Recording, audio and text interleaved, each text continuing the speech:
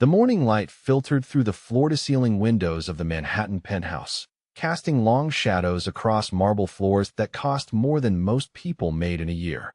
Emily Martinez moved through the space like a whisper, her soft-soled shoes silent against the gleaming surfaces as she began her daily routine.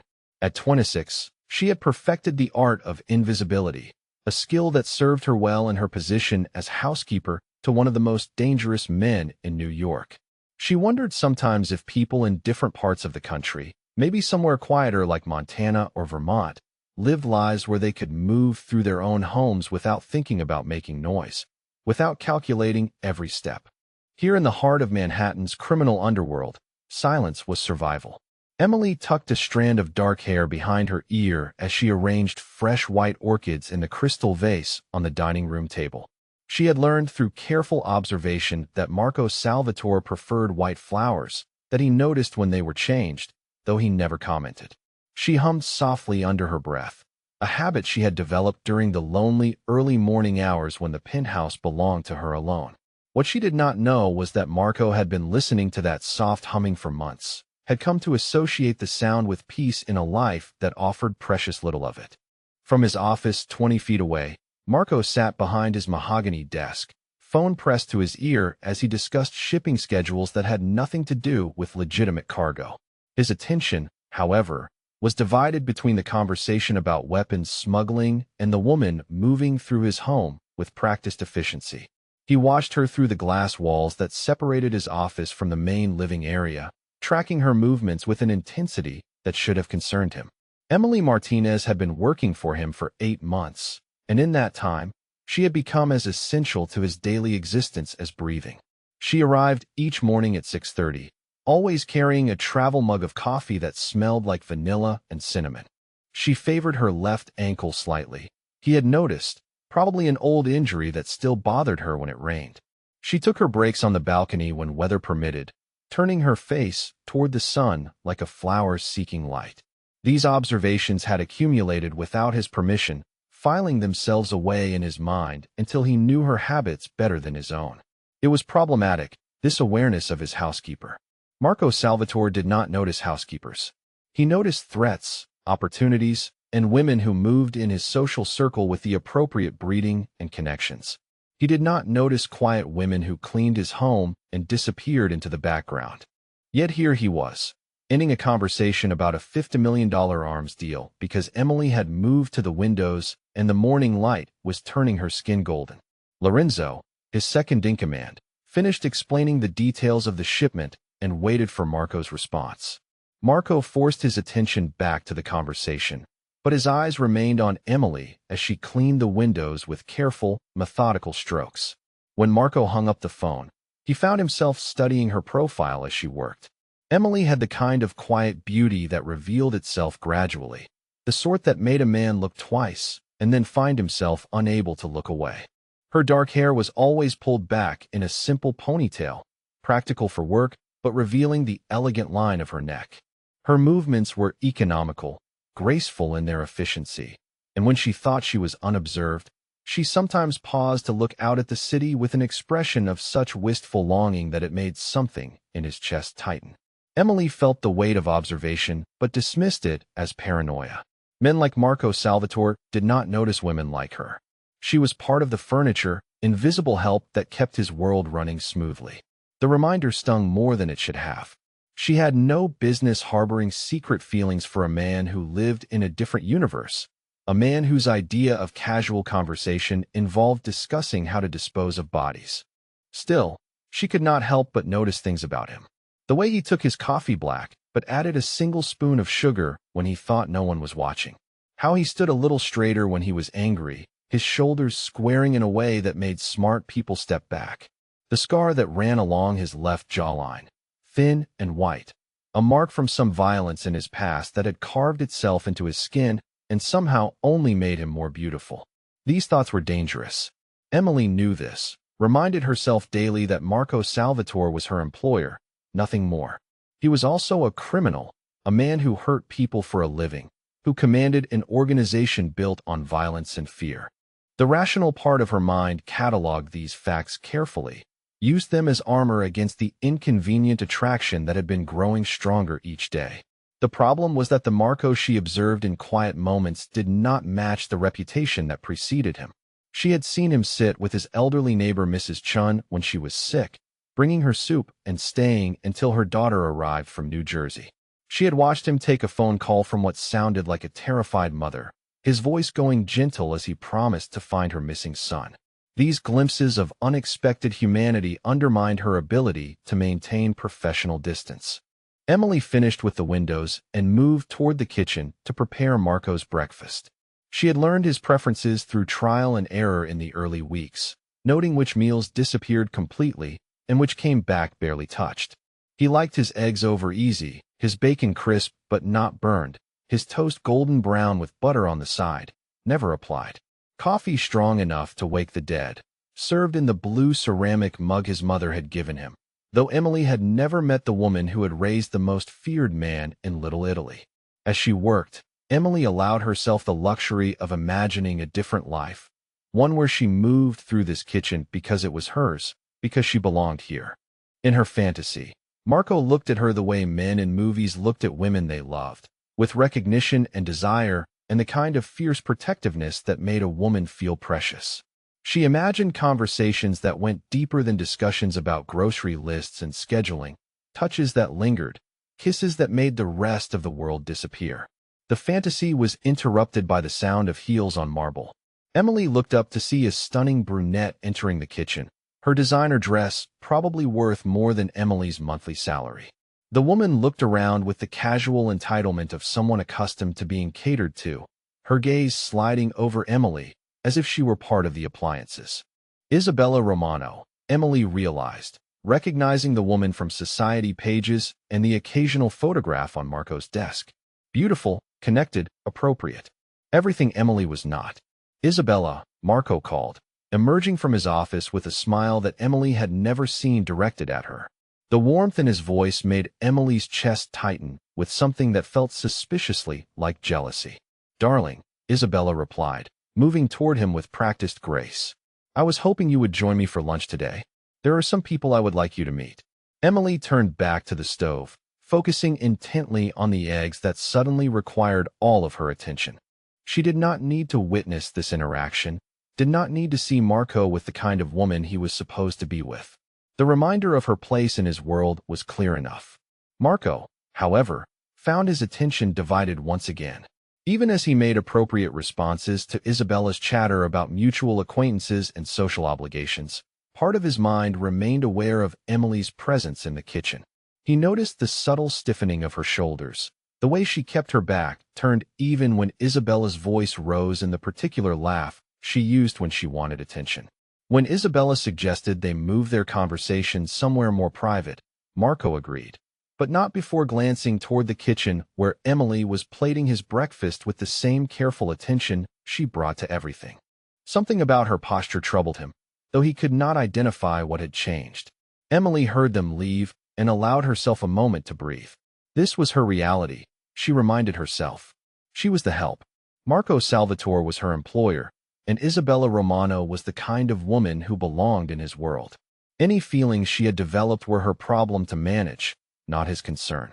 She was so absorbed in this internal lecture that she did not notice Marco had returned until she heard his voice behind her. "Emily," he said quietly, and she turned to find him standing in the kitchen doorway, his dark eyes studying her with an expression she could not read. "Are you feeling well? You seem different this morning." The question surprised her. In 8 months of employment, their conversations had been limited to practical matters, scheduling and preferences, and the basic courtesies of employer and employee. He had never asked about her well-being, had never seemed to notice her enough to observe differences in her demeanor. "I am fine, Mr. Salvatore," she replied, falling back on the professional distance that had served her well. "Your breakfast is ready." Marco moved closer, and Emily caught the scent of his cologne, expensive and masculine and entirely too appealing. He was near enough that she could see the flecks of gold in his dark eyes, near enough that she had to tilt her head back to meet his gaze. The proximity made her heart race in a way that was entirely inappropriate. "You were humming earlier," he said, and Emily's surprise must have shown on her face because his mouth curved in what might have been a smile. You hum when you work. Something classical, I think, though I do not recognize the piece. Emily stared at him, speechless. He had noticed her humming, had been listening, apparently, closely enough to identify the type of music. The observation was so unexpected, so personal, that she did not know how to respond. My mother used to play Vivaldi, she said finally, the words emerging before she could stop them. The Four Seasons. I guess I picked up the melodies. Marco nodded as if this information was important, worth filing away. He made no move to leave the kitchen, and Emily found herself caught in a moment that felt suddenly charged with possibility. The space between them seemed to shimmer with unspoken words, with acknowledgement of something that had been building for months without permission. Then the moment shattered as Lorenzo appeared in the doorway, his expression urgent in a way that meant business could not wait. Boss, we have a problem with the shipment from Newark. They are asking questions we do not want to answer. Marco's attention shifted immediately, the brief softness in his expression replaced by the cold focus that made him feared throughout the city. He stepped back from Emily, the professional mask sliding into place with practiced ease. I will be right there, he told Lorenzo, then turned back to Emily. Thank you for breakfast. And Emily, keep humming. It is pleasant to hear music in the house. He left without another word, following Lorenzo toward his office and the world of violence and crime that Emily could never be part of.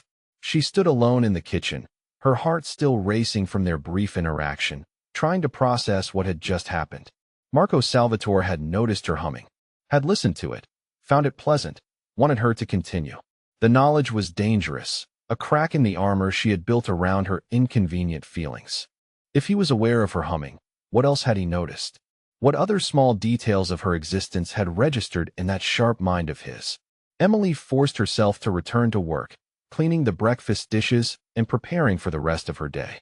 But as she moved through the penthouse, she found herself humming more consciously, choosing melodies and wondering if he was listening, if somewhere in his office he was hearing her voice and thinking of Vivaldi and mothers who played classical music.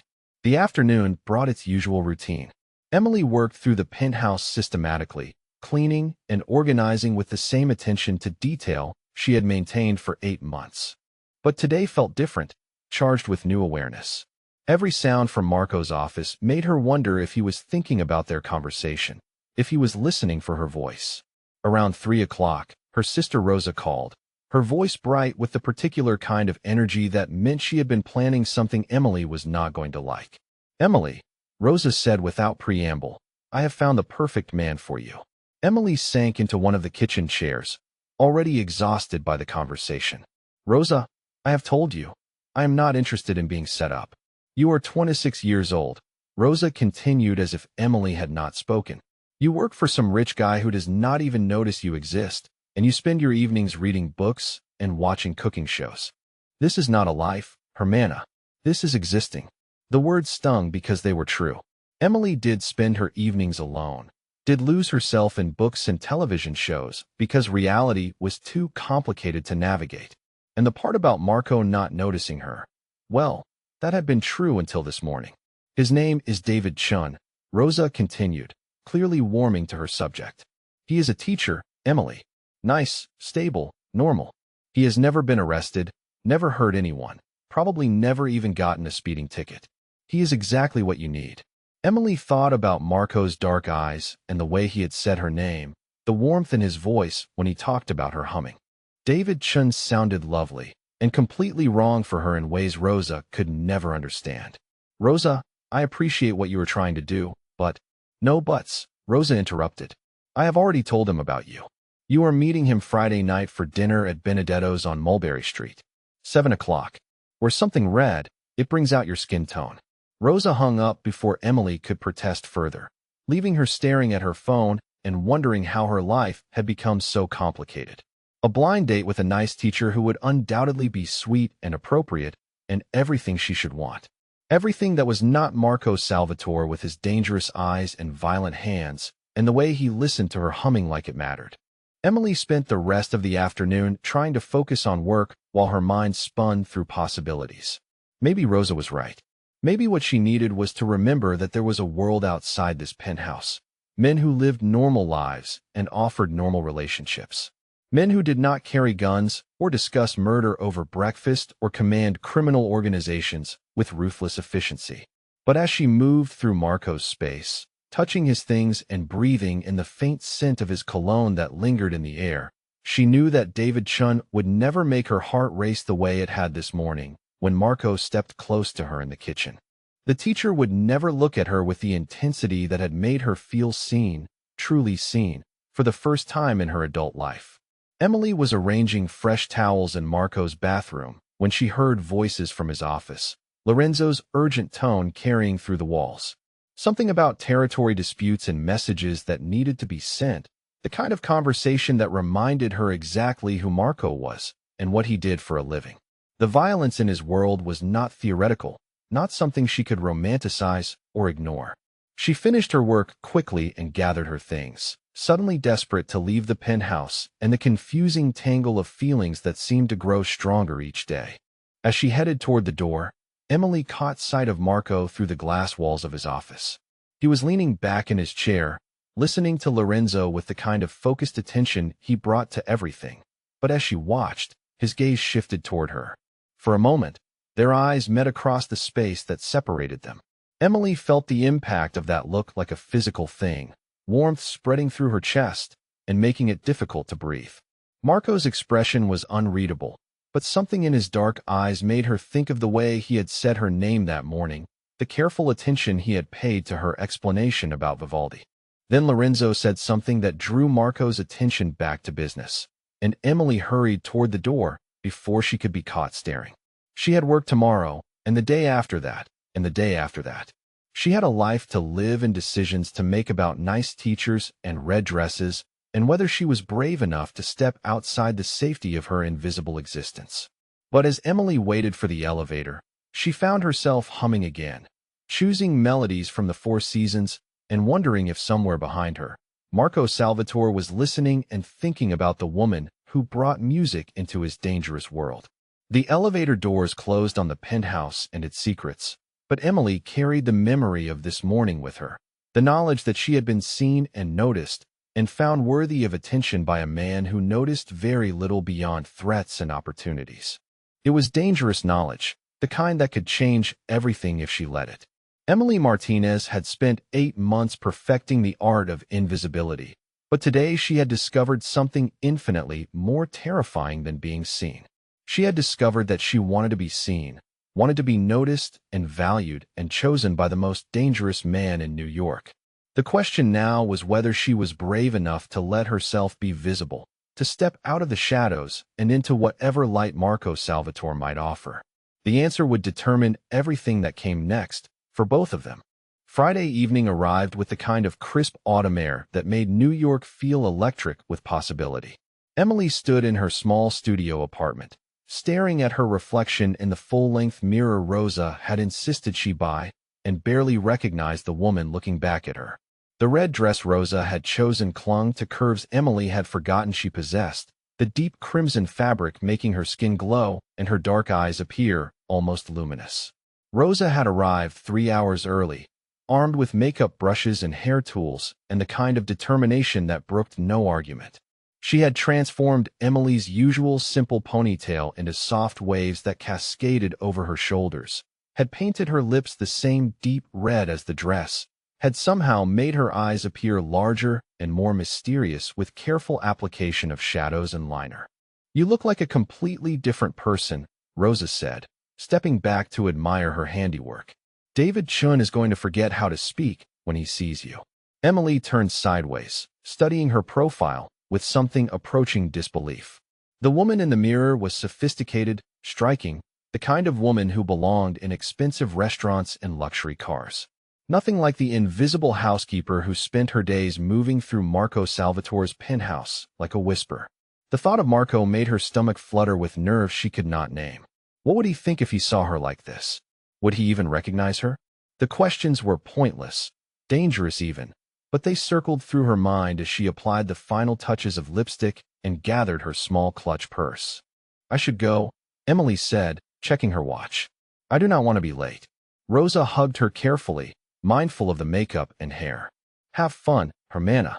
And remember, David is a good man. Give him a chance. Emily nodded and made her way toward the subway, her heels clicking against the pavement in an unfamiliar rhythm. She had taken the subway to work every day for 8 months, but tonight felt different. Tonight, she was not Emily the housekeeper traveling to her job. Tonight, she was Emily the woman, going to meet a man who might see her as something more than invisible help.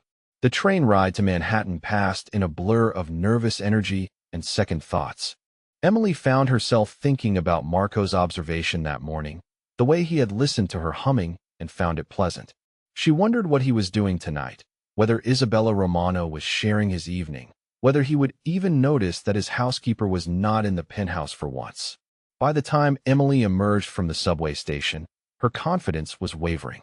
David Chin seemed lovely from Rose's descriptions, but the truth was that Emily's heart belonged to a man who could never be hers, a man whose world was too dangerous and violent for someone like her. This date was an exercise in futility, an attempt to convince herself that she could want someone safe and appropriate. Emily was so lost in these thoughts that she did not notice the sleek black town car pulling up to the curb as she walked toward Benedetto's. She did not see the figure emerging from the back seat, did not realize she was being watched until a familiar voice spoke her name. Emily. She turned, and her breath caught in her throat. Marco Salvatore stood beside his car, dressed in a charcoal gray suit that probably cost more than her monthly rent, his dark eyes fixed on her with an expression of complete shock. For a moment, neither of them moved, both frozen by the unexpected encounter and by the transformation that had rendered her almost unrecognizable. Mr. Salvatore, Emily managed, her voice barely above a whisper. What are you doing here? But Marco seemed incapable of speech, his gaze traveling over her transformed appearance with an intensity that made her skin burn. She watched his jaw tighten, watched his hands clench into fists at his sides, watched something dangerous and possessive flare in his dark eyes. Where are you going dressed like that? The words emerged as a low growl, barely controlled, and Emily realized with a shock that Marco Salvatore was angry. Not just angry, but furious in a way that made the air around them feel charged with electricity. Emily blinked, confused by the hostility in his voice. I am going to dinner, she said carefully. I told you yesterday, I have plans tonight. Plans, Marco repeated, and the words sounded like an accusation. With whom? Emily felt heat rise in her cheeks, part embarrassment and part something that might have been defiance. She had never seen this side of Marco before, this barely leashed aggression directed at her instead of his enemies. It was terrifying and inexplicably thrilling at the same time. With a friend, she said, deliberately vague. Someone my sister introduced me to. Marco stepped closer, and Emily caught the familiar scent of his cologne mixed with something darker, more primitive. His proximity made her heart race, made her acutely aware of how the dress clung to her body and how his gaze kept dropping to her mouth. What kind of friend? Marco demanded, his voice dropping to a tone Emily had heard him use with men who owed him money. Dangerous, threatening, completely unlike the careful courtesy he had always shown her. Emily straightened her spine, drawing on reserves of courage she had not known she possessed. A nice man, she said firmly. A teacher. Someone normal and safe and completely inappropriate for this conversation with her employer. The word teacher seemed to hit Marco like a physical blow. His expression darkened further, and Emily realized with a mixture of fear and fascination that Marco Salvatore was jealous. Actually, genuinely jealous of a man he had never met, a man whose only crime was asking her to dinner. You cannot go, Marco said, the words emerging as a statement of fact rather than a request. Emily stared at him in disbelief. Excuse me? It is not safe, Marco continued, his tone becoming more reasonable even as his eyes remained fierce. You do not know this man. He could be anyone, could have any intentions. I cannot allow you to put yourself at risk. The presumption in his words sparked something hot and rebellious in Emily's chest. Allow her? As if she belonged to him. As if she needed his permission to live her life? Mr. Salvatore, she said, her voice steady despite the way her pulse was racing. I appreciate your concern, but my personal life is not your responsibility. I am perfectly capable of taking care of myself. Marco laughed, but there was no humor in the sound. You think you understand men like these, Emily? You think your teacher will protect you if someone decides to hurt you? The question hung between them, loaded with implications Emily was not ready to examine. Someone like who? What exactly was Marco protecting her from? And why did he care? David Chun is a perfectly respectable man, Emily said, invoking her date's name deliberately, watching Marco's eyes narrow at the sound of it. He teaches third grade at a public school in Queens. He volunteers at animal shelters on weekends. He is exactly the kind of man I should be with. Should be with, Marco repeated softly, and something in his tone made Emily's breath catch. But not the kind of man you want to be with. The words hit their target with devastating accuracy. Emily felt her carefully constructed defenses crumble under the weight of that quiet observation, felt the truth of it settle into her bones like a poison. No, David Chun was not the man she wanted. The man she wanted was standing in front of her, dangerous and impossible, and looking at her like he wanted to devour her. That is not the point, Emily said weakly, but they both knew it was exactly the point. Marco stepped closer still, close enough that she could see the gold flecks in his dark eyes, close enough that she had to tilt her head back to meet his gaze.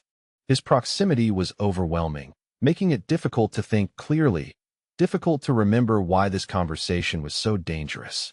I will drive you, Marco said, his voice leaving no room for argument.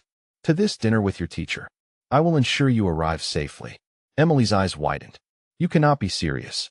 Completely serious, Marco confirmed, already moving toward his car. Lorenzo, he called to his driver, who had been standing discreetly beside the vehicle. We have a change of plans. Mr. Salvatore, Emily protested, hurrying after him. This is completely inappropriate. You cannot drive me to my date. Marco turned to face her, and the intensity in his expression made her steps falter.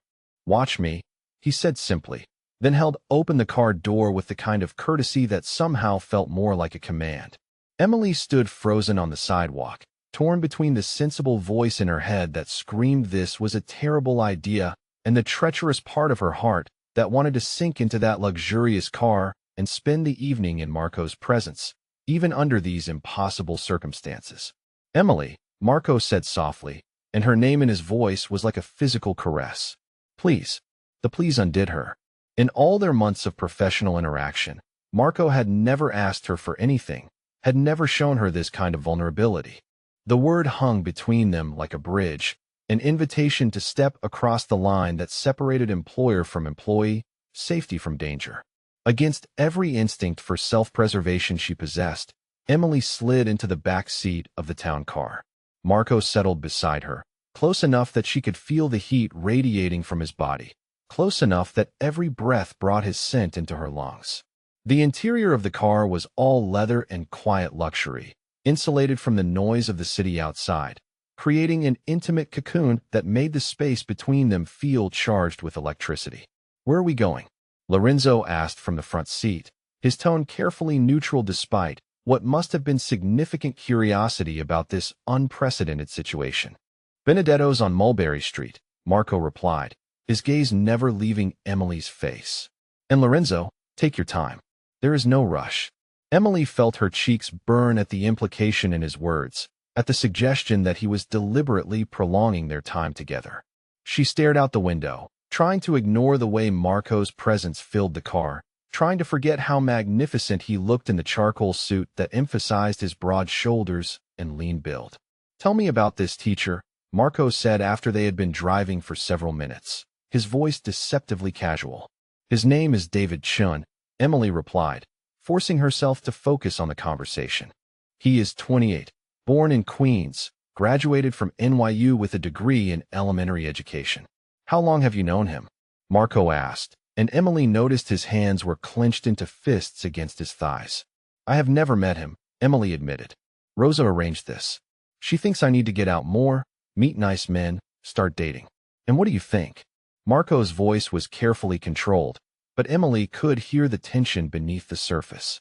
I think, Emily said slowly, choosing her words with care, that Rosa means well, but does not understand that some situations are more complicated than they appear. Marco's gaze intensified. Complicated how? Emily met his eyes and felt something shift between them, some acknowledgement of the dangerous territory they were entering. Because sometimes, she said quietly, people develop feelings for entirely inappropriate people. People who can never be more than professional associates. The silence that followed her words was deafening. Emily watched Marco's expression change, watched understanding dawn in his dark eyes along with something that looked like hunger. The air in the car seemed to thicken, charged with possibilities neither of them was quite brave enough to voice. "Emily," Marco said, her name emerging as barely more than a breath. But before either of them could say another word, Lorenzo was pulling up to the restaurant, the movement of the car breaking whatever spell had been building between them. Emily blinked, suddenly aware that she was about to walk into Benedetto's to meet David Chun, while her entire body was humming with awareness of the man beside her. "We are here," Lorenzo announced unnecessarily, and Emily reached for the door handle with shaking hands. Marco's hand closed over her wrist, stopping her movement, and Emily gasped at the contact. His skin was warm, his grip gentle but unmistakably possessive, and she could feel her pulse jumping beneath his fingers.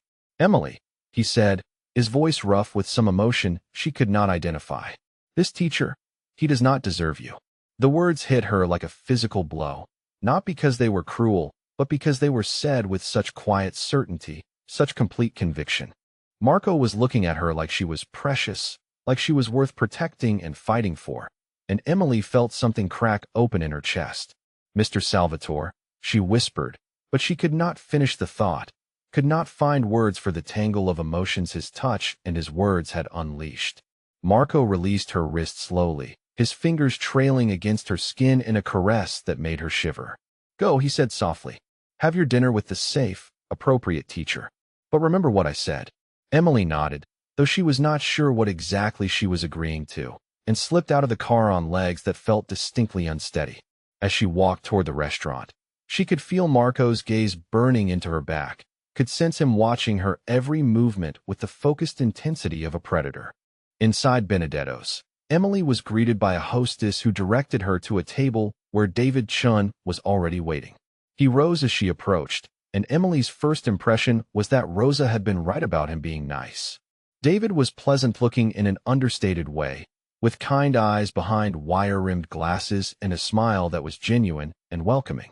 "Emily, I presume?" David said, extending his hand. "Rosa described you beautifully, but she did not do you justice."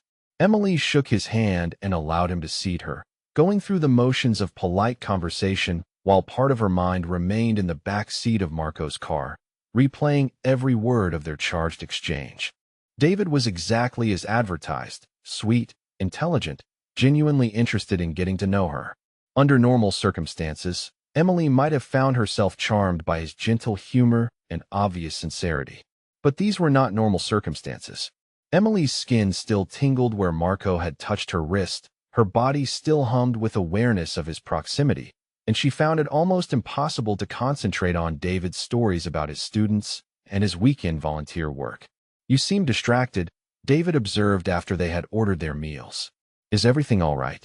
Emily forced herself to focus on his concerned face, to remember that this kind man deserved better than a date who could not stop thinking about another man. "I am sorry," she said genuinely. "It has been a long week.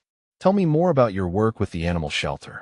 David brightened, clearly passionate about his volunteer activities, and launched into an animated description of the dogs he helped socialize and train.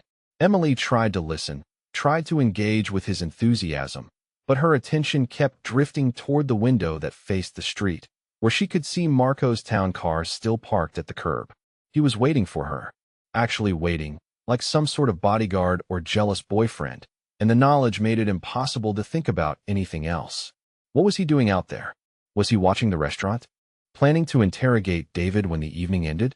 "Emily," David said, his voice cutting through her scattered thoughts. "There is something I should probably mention." Emily turned her full attention to him, noting the nervous tension that had crept into his posture. "Yes, when I walked in tonight, there was a man outside who asked me if I was meeting someone named Emily. He seemed very interested in confirming that I was your date." Emily's blood ran cold.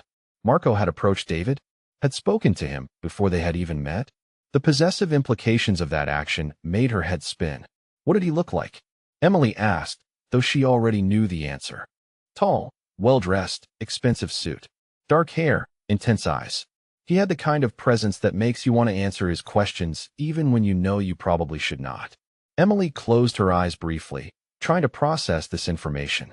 Marco had not just driven her to the restaurant. He had conducted reconnaissance on her date, had approached David like some sort of protective older brother or jealous lover. Did he say anything else?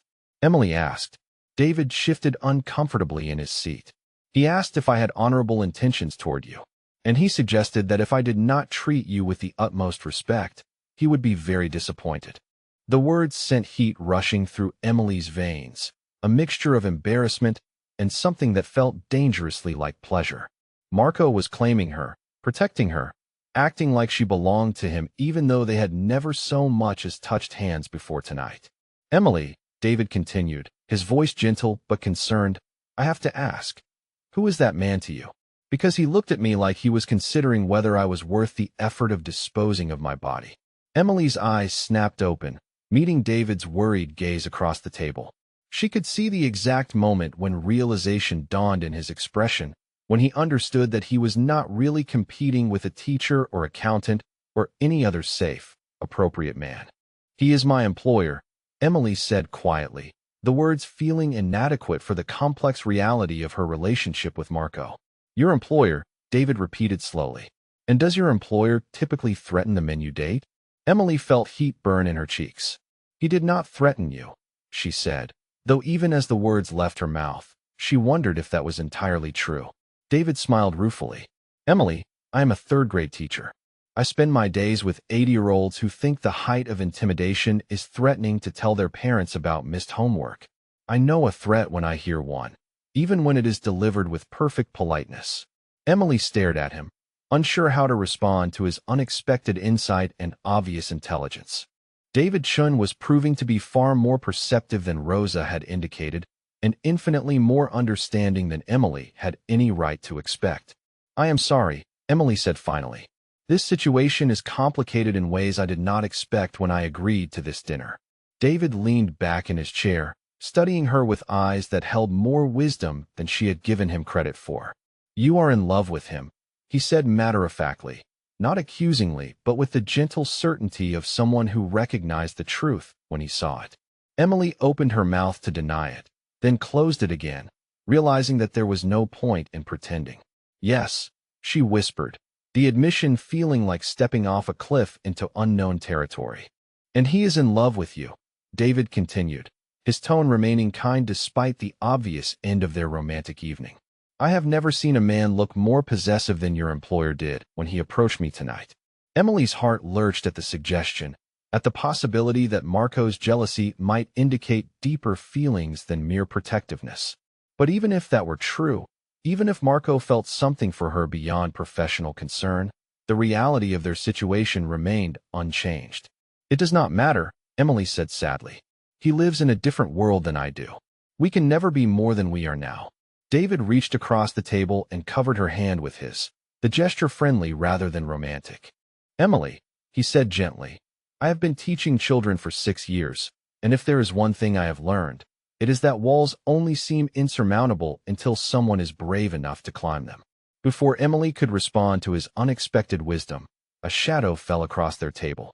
Both Emily and David looked up to see Marco Salvatore standing beside their booth, his expression calm, but his eyes burning with barely controlled intensity.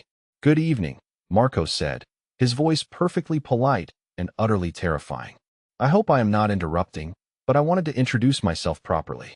David rose slowly, clearly recognizing the danger in the situation, but meeting it with admirable dignity. You must be Emily's employer, he said, extending his hand.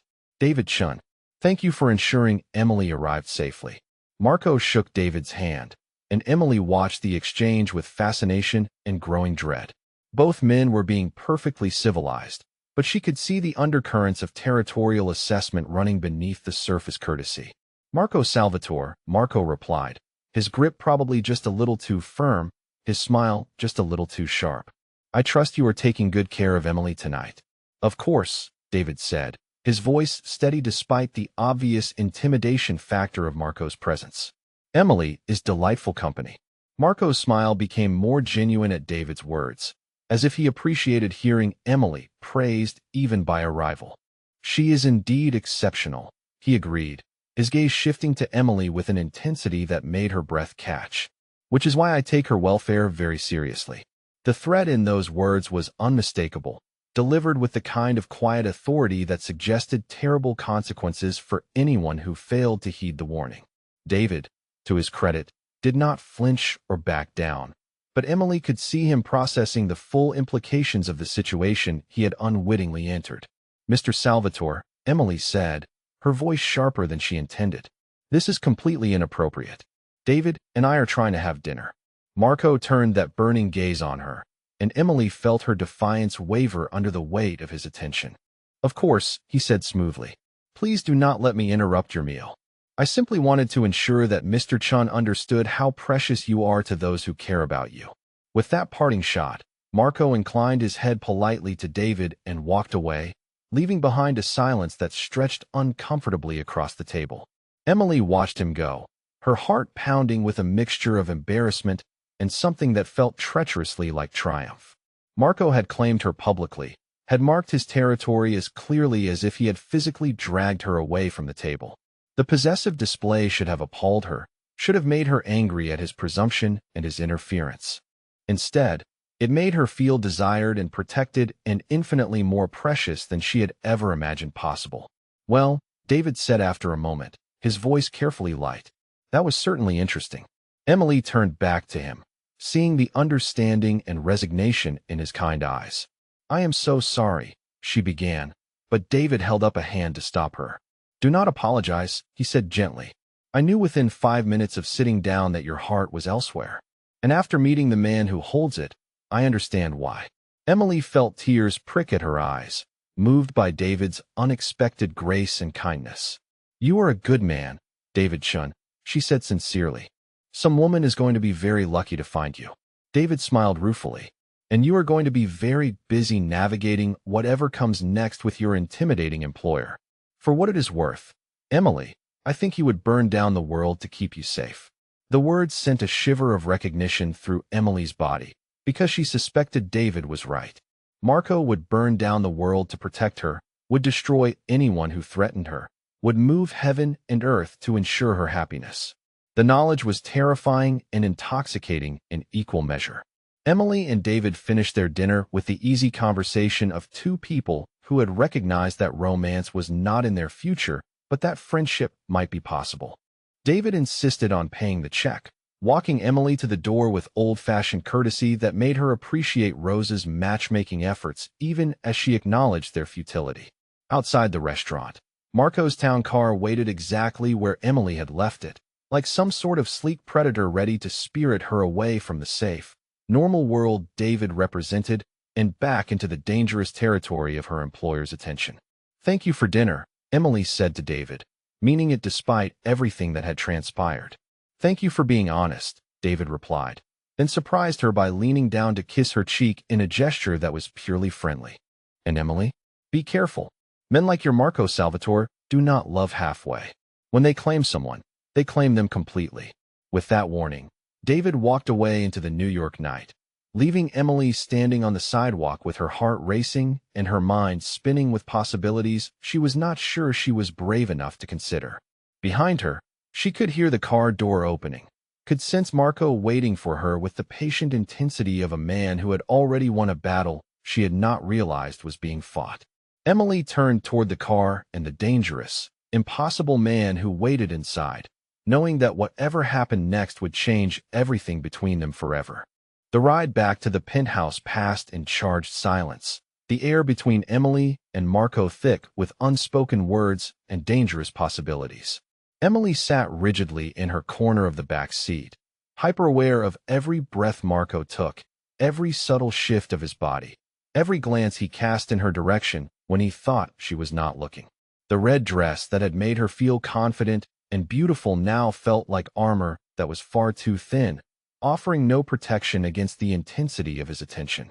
Lorenzo navigated the Manhattan traffic with practiced efficiency, but Emily could see him glancing in the rearview mirror, his expression carefully neutral despite what must have been considerable curiosity about the evening's events. The partition between the front and back seats was raised, creating an intimate cocoon that made every sound amplified, every silence meaningful. Marco had not spoken since they left the restaurant, but Emily could feel the tension radiating from him like heat from a fire. His hands were clenched into fists against his thighs, his jaw set in a hard line that suggested he was fighting some internal battle she could not understand. When the car finally pulled up to his building, Emily reached for the door handle with relief, desperate to escape the suffocating intensity of the confined space. Marco's voice stopped her before she could open the door. "We need to talk." The words were not a request, and Emily felt something flutter in her chest that was part fear, part anticipation. She had known this conversation was coming from the moment Marco had appeared outside Benedetto's like some sort of avenging angel, had felt it building through every charged exchange and possessive gesture of the evening. "Mr. Salvatore," Emily began, but Marco shook his head, cutting her off before she could retreat behind the professional distance that had protected them both for 8 months. "Not here," he said quietly. "Upstairs. Please, Emily." The please undid her, just as it had outside the restaurant. There was something almost vulnerable in the way he said her name, something that suggested this conversation was as necessary for him as it was inevitable for both of them. Emily nodded slowly, following him out of the car and into the building that had become as familiar to her as her own small apartment. The elevator ride to the penthouse stretched endlessly, neither of them speaking but both acutely aware of the other's presence in the confined space. Emily watched the numbers climb on the digital display, counting off the floors that separated them from whatever truth was waiting in Marco's home. When the doors finally opened onto the familiar luxury of his foyer, Emily felt as if she were entering foreign territory despite having cleaned these rooms hundreds of times. Marco moved through his space with the fluid grace that marked all his actions, but Emily could see the tension in his shoulders, the careful control he was exercising over his movements. He gestured toward the living room where she had arranged fresh flowers just that morning, where she had hummed Vivaldi while dusting furniture that cost more than most people's cars. "Would you like something to drink?" Marco asked, falling back on the courtesies that had governed their relationship even as the foundation of that relationship shifted beneath them. Emily shook her head, not trusting her voice to remain steady. She perched on the edge of one of the leather chairs she had cleaned countless times, suddenly uncertain of her right to be there as anything other than an employee. The red dress felt conspicuous in the familiar setting, a reminder of the transformation that had started this evening's cascade of revelations. Marco poured himself a glass of whiskey from the crystal decanter on the sideboard, his movements precise despite the obvious tension in his frame. He took a long sip before turning to face her, and Emily was struck by the careful distance he maintained, as if he was forcing himself not to come too close. "I owe you an explanation," Marco said finally, his voice carefully controlled. "For tonight. For my behavior at the restaurant." Emily found her voice at last, though it came out smaller than she intended. "You embarrassed me. And David. He did not deserve to be intimidated." Marco's expression darkened at the mention of David's name, but he nodded slowly. "You are right. Mr. Chin seemed like a decent man. He did not deserve my interference." "Then why did you do it?" Emily demanded, some of her natural spirit returning as she processed the events of the evening. "Why did you feel you had the right to disrupt my personal life?" Marco was quiet for a long moment, swirling the whiskey in his glass and seeming to gather his thoughts. When he finally spoke, his voice was so soft Emily had to strain to hear him. "Because I have been watching you for 8 months, and the thought of you with another man made me want to commit violence." The words hit Emily like a physical blow, not because they were threatening, but because they were said with such quiet honesty, such raw admission of feeling that she could not doubt their sincerity. She stared at him, trying to process the implications of his confession. "Watching me," Emily repeated, her voice barely above a whisper. Marco set down his glass and moved closer, close enough that Emily could see the gold flecks in his dark eyes, close enough to catch the familiar scent of his cologne. "Watching you," he confirmed. "Learning your routines, your preferences, your habits. I know that you arrive every morning at exactly 6:30 with coffee that smells like vanilla and cinnamon. I know that you favor your left ankle when it rains, that you hum Vivaldi when you think no one can hear you, that you take your breaks on the balcony when the weather permits. Emily's breath caught in her throat as Marco continued, his voice growing more intense with each revealed detail. I know that you arrange the flowers differently depending on your mood, that white orchids make you smile in a way that roses never do. I know that you read during your lunch breaks, usually mysteries or historical fiction, and that you sometimes get so absorbed in the story that you forget to eat. I know that you are kind to Mrs. Chun when she stops by with soup, that you tip the delivery drivers generously even though I know you cannot afford it, that you sing softly when you cook, as if the act of creating something nourishing brings you joy. Each observation was delivered with devastating precision, building a picture of intimate knowledge that took Emily's breath away. She had been seen, truly seen, by the man she had thought barely noticed her existence. Every small habit, every unconscious gesture, every moment she had believed private had been catalogued and treasured by someone whose attention she had never dared hope to capture. You have been watching me all this time? Emily said, her voice filled with wonder and something that might have been fear. Every day, Marco confirmed, moving closer still. I told myself it was coincidence at first, that I simply happened to notice these things because you worked in my space. But I was lying to myself. I was watching you because I could not help myself, because you brought something into my life that I had not realized was missing. Emily felt tears prick at her eyes, overwhelmed by the revelation that she had never been invisible, that every moment she had spent in this penthouse had been observed and valued by the man whose regard she had never dared hope to earn. What was missing? She asked softly. Peace, Marco said without hesitation. Beauty, the sound of someone humming because they are content, not because they are performing. You move through my world like music, Emily, and I have been listening to that music for months without understanding how desperately I needed to hear it. The words were like a key turning in a lock Emily had not known existed, opening something in her chest that felt too large for her body to contain. She looked at Marco's face, saw the vulnerability there beneath the careful control, and realized that the powerful man who commanded fear and respect throughout the city was exposing his heart to her with the kind of courage she had never possessed. I thought you did not notice me, Emily whispered, the admission feeling like stepping off a cliff. Marco laughed softly, but there was no humor in the sound. Not notice you?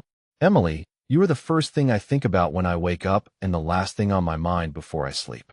I have rearranged my schedule around your presence, taken meetings in my office instead of elsewhere, just to have the excuse to observe you working.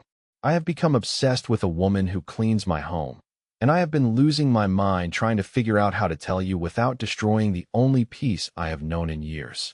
Emily rose from the chair, driven by emotions too complex to name. The distance between them felt suddenly unbearable. The careful space Marco was maintaining a barrier she desperately wanted to cross. She took a step toward him, then another, watching his expression change as she moved closer. You were jealous tonight, Emily said, not asking a question but stating a fact that had become undeniably clear. Murderously jealous, Marco confirmed, his voice rough with suppressed emotion. I have killed men for less than what I felt when I saw you in that dress, looking beautiful for another man. When you told me about your date, I wanted to find this David Chun and make sure he never had the opportunity to touch you. Emily felt heat flood her cheeks at the possessive intensity in his words, at the barely controlled violence that lurked beneath his carefully civilized exterior. She should have been frightened by his confession, should have recognized the danger in being desired by a man who thought nothing of using force to get what he wanted. Instead, she felt a thrill of power and recognition that was entirely inappropriate and completely undeniable. But you did not hurt him, Emily observed, taking another step closer to Marco. You could have, but you did not. Marco's eyes tracked her movement, his body going very still in the way of a predator who has spotted prey. No, he agreed. Because despite what you might think about my profession, I do not hurt innocent people. And because I realized that what I wanted could not be taken by force. It had to be given freely, or it would not be worth having. Emily was close enough now to touch him, close enough to see the rapid pulse beating in his throat, close enough to feel the heat radiating from his body. The revelation of his months-long observation had shifted something fundamental in her understanding of their relationship, had transformed her from invisible employee to the center of his attention, the focus of desires she had never imagined him capable of feeling. "What is it that you want, Marco?" Emily asked softly, using his first name for the first time and watching his eyes darken at the sound of it in her voice. "You," Marco said without hesitation. "I want you in ways that are entirely inappropriate for an employer to want his employee. I want you in ways that would shock you if you understood the full extent of them. I want to take you to my bed and worship every inch of your skin until you understand how precious you are. I want to eliminate every man who has ever looked at you with desire and make sure you never doubt that you belong to me completely." Emily's breath caught at the raw hunger in his words, at the complete honesty of his desire. She could see the effort it was costing him to maintain his distance, could feel the tension radiating from his body as he fought the urge to reach for her. "And what makes you think I would want any of that?" Emily asked, though they both knew the answer was written in the way she had moved toward him, in the way her pulse was racing and her skin was flushed with awareness. "Because," Marco said quietly, "you have been watching me too." The observation hit its target with devastating accuracy. Emily felt her carefully constructed defenses crumble completely under the weight of that simple truth. She had been watching him, learning his habits and preferences with the same intensity he had brought to observing her. She knew how he took his coffee, knew that he stood straighter when he was angry, knew that he was kinder than his reputation suggested, and more lonely than anyone suspected. "Yes," Emily whispered, the admission feeling like surrender. "I have been watching you too." Marco closed his eyes briefly, as if her confession caused him physical pain. When he opened them again, the careful control was gone, replaced by hunger so raw and immediate that Emily felt an answering heat spiral through her body. "Emily," he said, his voice rough with want, "if you keep looking at me like that, I am going to forget every reason why this is a terrible idea." Emily took the final step that brought her within touching distance, so close that she had to tilt her head back to meet his eyes. "Maybe it is a terrible idea," she said softly, "but maybe some terrible ideas are worth the consequences." For a moment, neither of them moved, both balanced on the edge of a precipice that would change everything between them forever. Emily could feel the heat radiating from Marco's body, could see the battle being waged in his dark eyes between desire and restraint, between what he wanted and what he thought was right. Then Marco's control shattered completely. His hands came up to frame her face with a gentleness that belied the hunger in his expression, his thumbs stroking across her cheekbones with reverent care. "Emily," he breathed, her name like a prayer on his lips.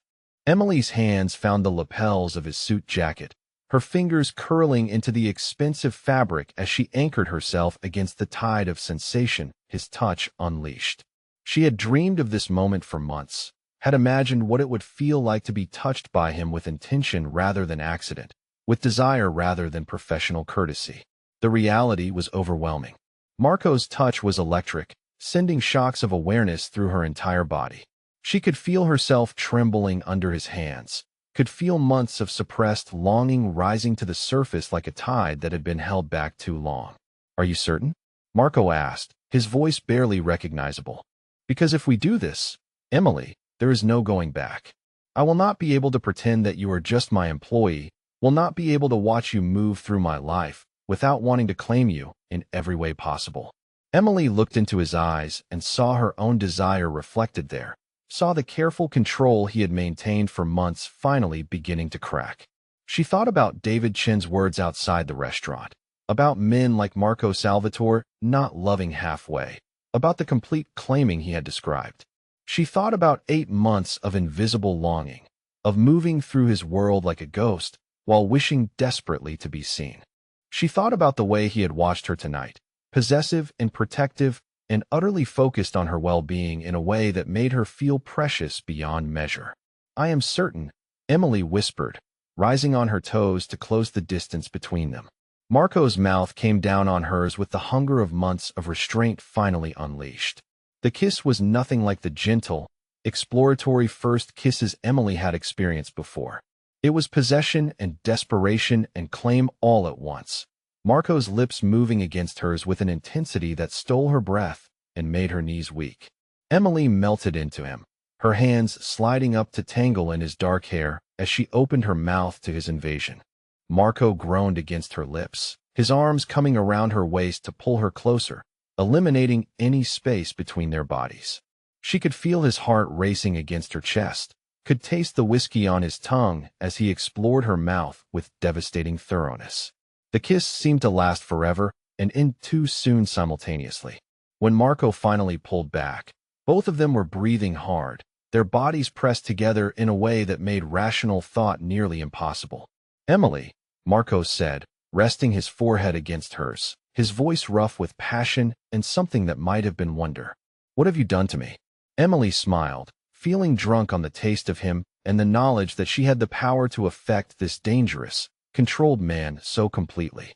"I could ask you the same question," she replied softly.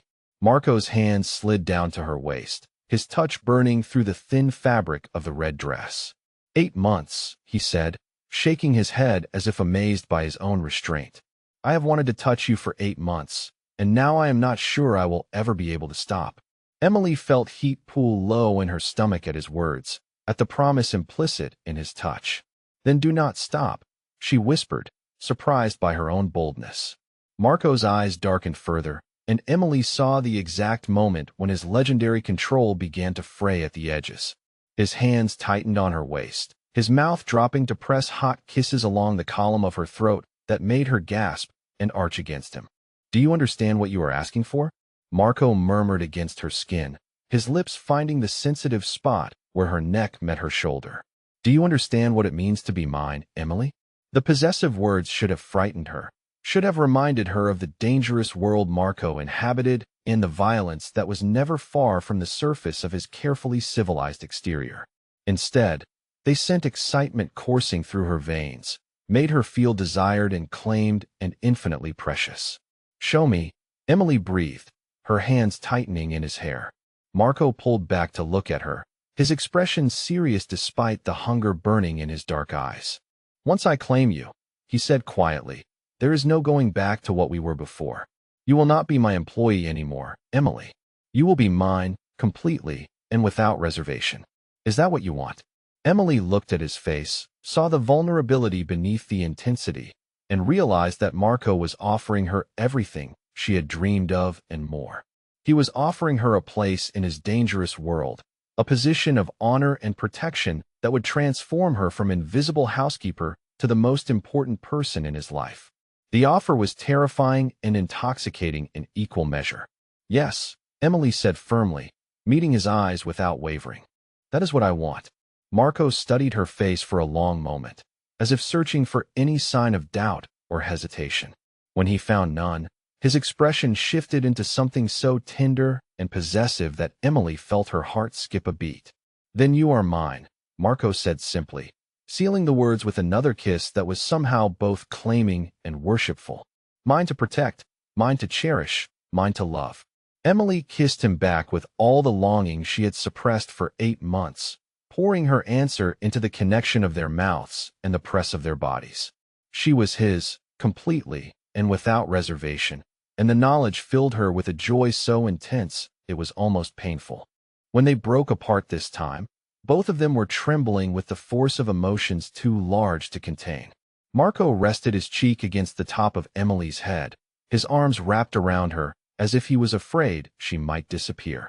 "What happens now?" Emily asked softly, her voice muffled against his chest. "Now," Marco said, pressing a kiss to her hair, "we figure out how to navigate this new territory together. It will not be easy, Emily.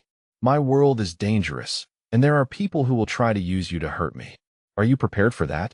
Emily pulled back to look at him, seeing the genuine concern in his expression. She thought about the life she was leaving behind, the safe invisibility that had protected her but also isolated her. She thought about David Chen's kind eyes and Rose's worry and the simple existence she was choosing to abandon for the complicated, dangerous man who held her as if she were the most precious thing in his world. "I am prepared," Emily said, meaning it. "Whatever comes next, we will face it together."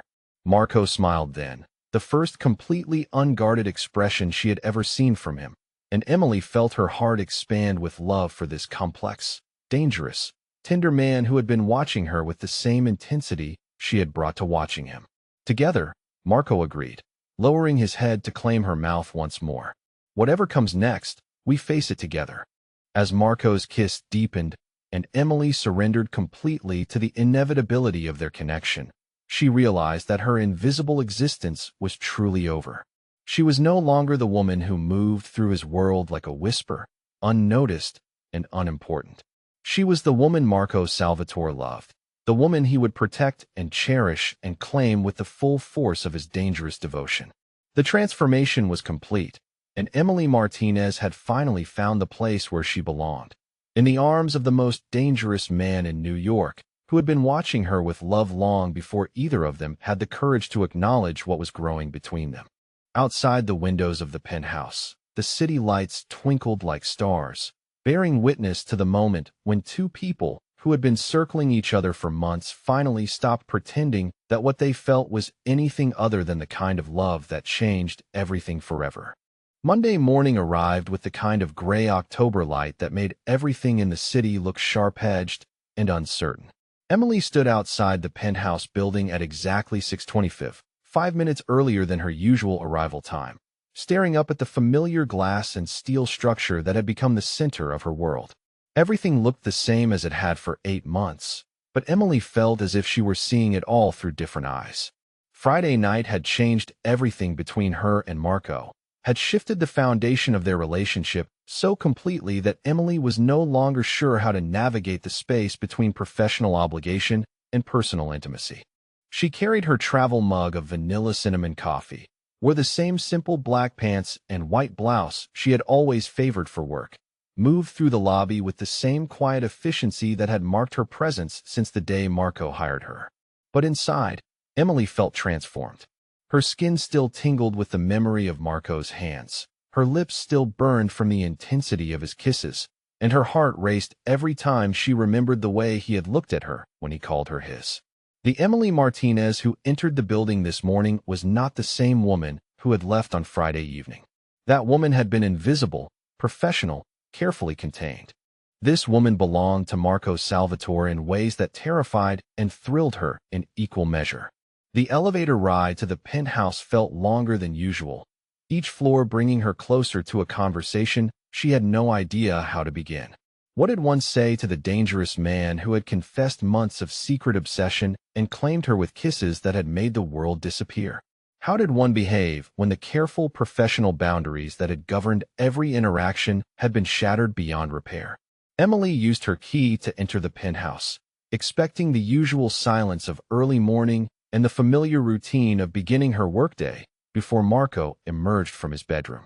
Instead, she found him waiting for her in the kitchen, dressed in a charcoal gray suit that emphasized his broad shoulders and lean build, his dark hair perfectly styled despite the early hour. He looked every inch the powerful man who commanded fear and respect throughout the city, but when his eyes met hers across the space, Emily saw something warm and possessive that made her breath catch. "Good morning, Emily," Marco said, his voice carrying the same careful control it always had. But underneath she heard something new, something intimate and claiming that made her skin flush with awareness. "Good morning, Mr. Salvatore," Emily replied automatically, falling back on the professional distance that had protected them both for so long. Marco's expression darkened slightly at her formal address, and he moved closer with the fluid grace that marked all his actions. "We talked about this Friday night," he said quietly. "You know my name, Emily. Use it." Emily felt heat rise in her cheeks as she remembered exactly what they had talked about Friday night, the confessions and kisses and promises that had transformed her from employee to something infinitely more precious.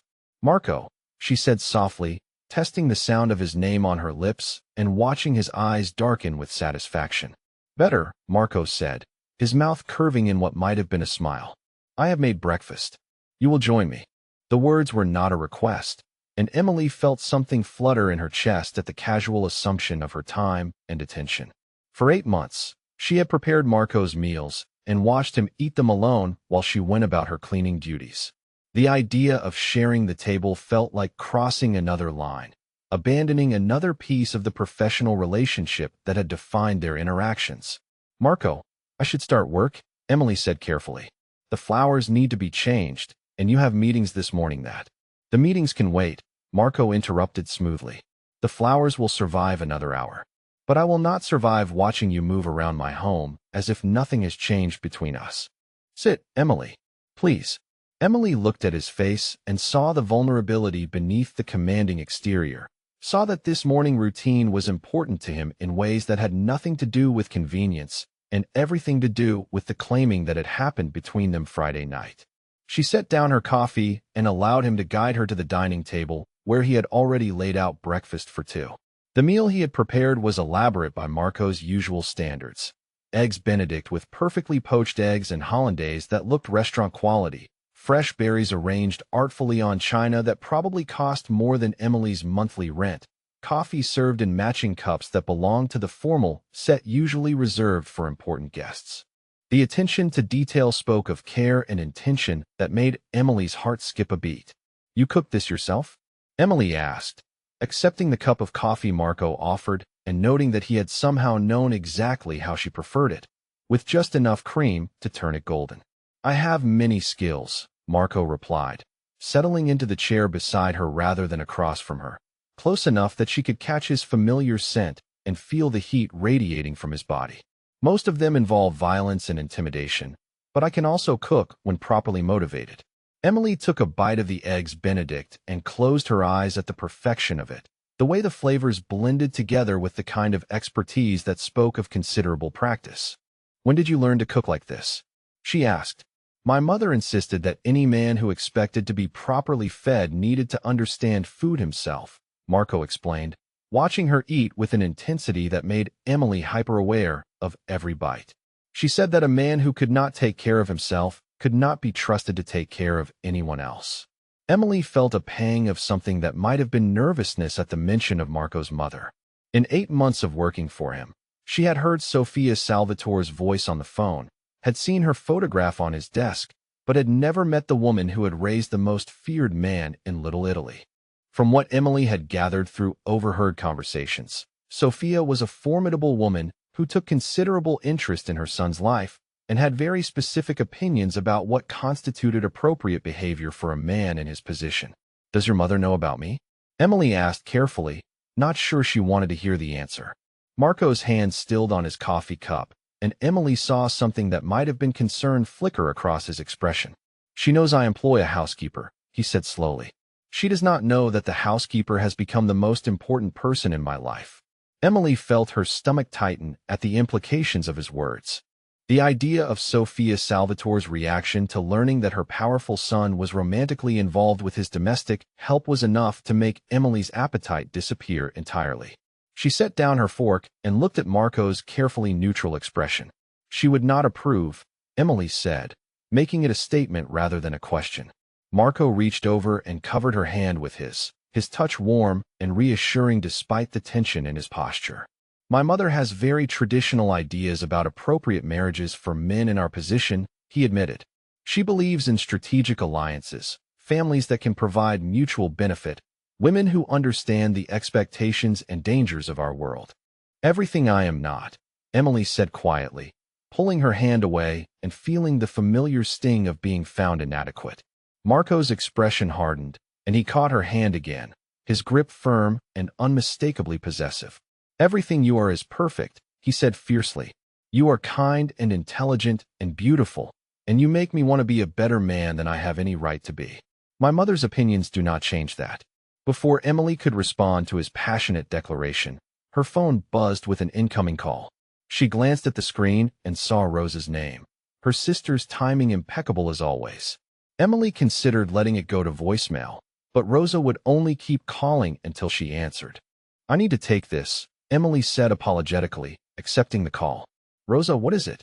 "Emily Martinez," Rosa said without preamble, her voice sharp with the particular kind of energy that meant she had been thinking about something all weekend and would not be deterred from discussing it. "You look different." Emily blinked, confused. "What do you mean? You cannot even see me right now." "I saw you at Mass yesterday," Rosa continued relentlessly. "You were glowing, Hermana, practically floating during the entire service. And when Mrs. Gutierrez asked about your date with David Chun, you got this secretive little smile that made me think the evening went very well indeed." Emily felt heat flood her cheeks as she remembered exactly why she had been glowing Sunday morning, and it had nothing to do with her abbreviated dinner with David Chun. Across the table, Marco was listening to her half of the conversation with obvious interest, his dark eyes fixed on her face with an intensity that made rational thought difficult. "Rosa, I cannot discuss this right now," Emily said, trying to inject some authority into her voice. "I am at work." "Which is exactly why I am calling now," Rosa replied triumphantly. "Because you are always at work, and this is the only way I can get you to talk to me. So tell me everything. Was David as wonderful as I hoped? Are you seeing him again? Please tell me you are finally going to have some romance in your life." Emily glanced at Marco and saw amusement flickering in his expression alongside something darker and more possessive. The idea of explaining to Rosa that her evening had ended with passionate confessions and claiming kisses from her dangerous employer was so far beyond possibility that Emily felt slightly dizzy just contemplating it. "David was very nice," Emily said carefully, technically telling the truth while revealing nothing useful. "But I do not think we will be seeing each other again." "Why not?" Rosa demanded, her disappointment clear. "Emily, you cannot keep turning away every decent man who shows interest in you. You are going to end up alone with nothing but work and books for company." Emily felt Marco's gaze burning into her, felt the weight of his attention as Rosa unknowingly described the exact life Emily had been living before Friday night changed everything. "I am not alone," Emily said softly, the words emerging before she could stop them. The silence that followed stretched long enough that Emily wondered if the call had been dropped. Then Rosa spoke again, her voice sharp with sudden interest. "What do you mean you are not alone? Who are you seeing? And why have you not told me about him?" "Rosa, I really cannot discuss this right now," Emily said desperately, aware that Marco was following every word of the conversation with predatory focus. "I will call you later, I promise." "Emily Rodriguez Martinez," Rosa said, using Emily's full name in the tone that meant she was prepared to be extremely persistent. "You will call me tonight with a full explanation, or I will show up at that fancy penthouse where you work and demand answers from you in person." Rosa hung up before Emily could protest further, leaving her staring at her phone and wondering how she was supposed to explain any of this to her sister. Rosa's protective instincts were legendary, and the idea of telling her that Emily was romantically involved with a mafia boss was enough to make Emily's head spin. "Your sister sounds formidable," Marco observed, his tone carefully neutral despite the amusement in his expression. "Rosa is persistent," Emily agreed, setting down her phone and trying to gather her scattered thoughts. "She means well, but she has very strong opinions about what constitutes appropriate choices in my personal life." "And what do you think she would say about your choice to be with me?" Marco asked quietly, and Emily heard the genuine concern beneath his casual tone. Emily looked at his face, saw the vulnerability he was trying to hide, and realized that Marco was as worried about family approval as she was. The knowledge that this powerful, dangerous man cared about the opinions of her overprotective sister was simultaneously touching and terrifying. Before Emily could answer, the sound of heels on marble echoed through the penthouse, followed by a familiar voice calling Marco's name. Emily felt her blood run cold as she recognized the cultured tones of Sophia Salvatore, Marco's mother, arriving unannounced on the one morning when Emily was sitting at the family dining table like she belonged there. "Marco, darling, where are you?" Sophia called, her voice getting closer. "I have brought fresh pastries from Ferrara's, and I want to discuss the Benedetto wedding with you." Emily started to rise from her chair, instinctively moving to disappear into the kitchen or bathroom until Sophia left, but Marco's hand closed over her wrist, holding her in place with gentle but unmistakable authority. "Stay," he said quietly, his voice carrying the kind of command that Emily had learned not to question. "Marco, she is your mother," Emily whispered urgently. "She cannot find me sitting at your table like this. It will raise questions I am not prepared to answer." "Let her ask questions," Marco replied calmly, though Emily could see the tension in his shoulders as footsteps approached the dining room. "It is time she understood that some things in my life have changed." Before Emily could protest further, Sophia Salvatore swept into the dining room like a force of nature. At 62, Marco's mother remained a striking woman, her silver hair perfectly styled, her designer dress emphasizing a figure that had lost little to age. She carried herself with the kind of natural authority that came from decades of being the wife and mother of powerful men, and her dark eyes missed nothing as they swept the room.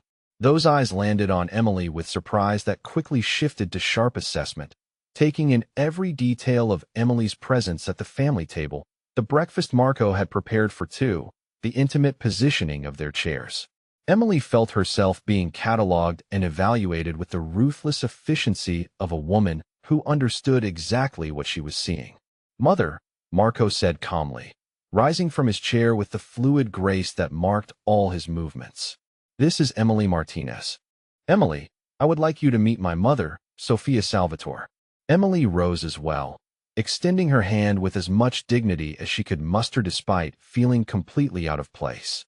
"Mrs. Salvatore, it is a pleasure to meet you." Sofia accepted Emily's handshake with the kind of practiced courtesy that revealed nothing about her thoughts, but Emily could feel the older woman's assessment continuing, could sense the questions forming behind those sharp dark eyes. "Ms. Martinez," Sofia said politely, her gaze shifting between Emily and Marco with obvious confusion. "I was not aware that Marco was expecting company this morning." "Emily works for me, Mother," Marco explained, his tone carefully neutral. "She has been managing the household for the past 8 months. Emily felt heat burn in her cheeks at the reduction of their relationship to professional terms, even though she understood the necessity of it.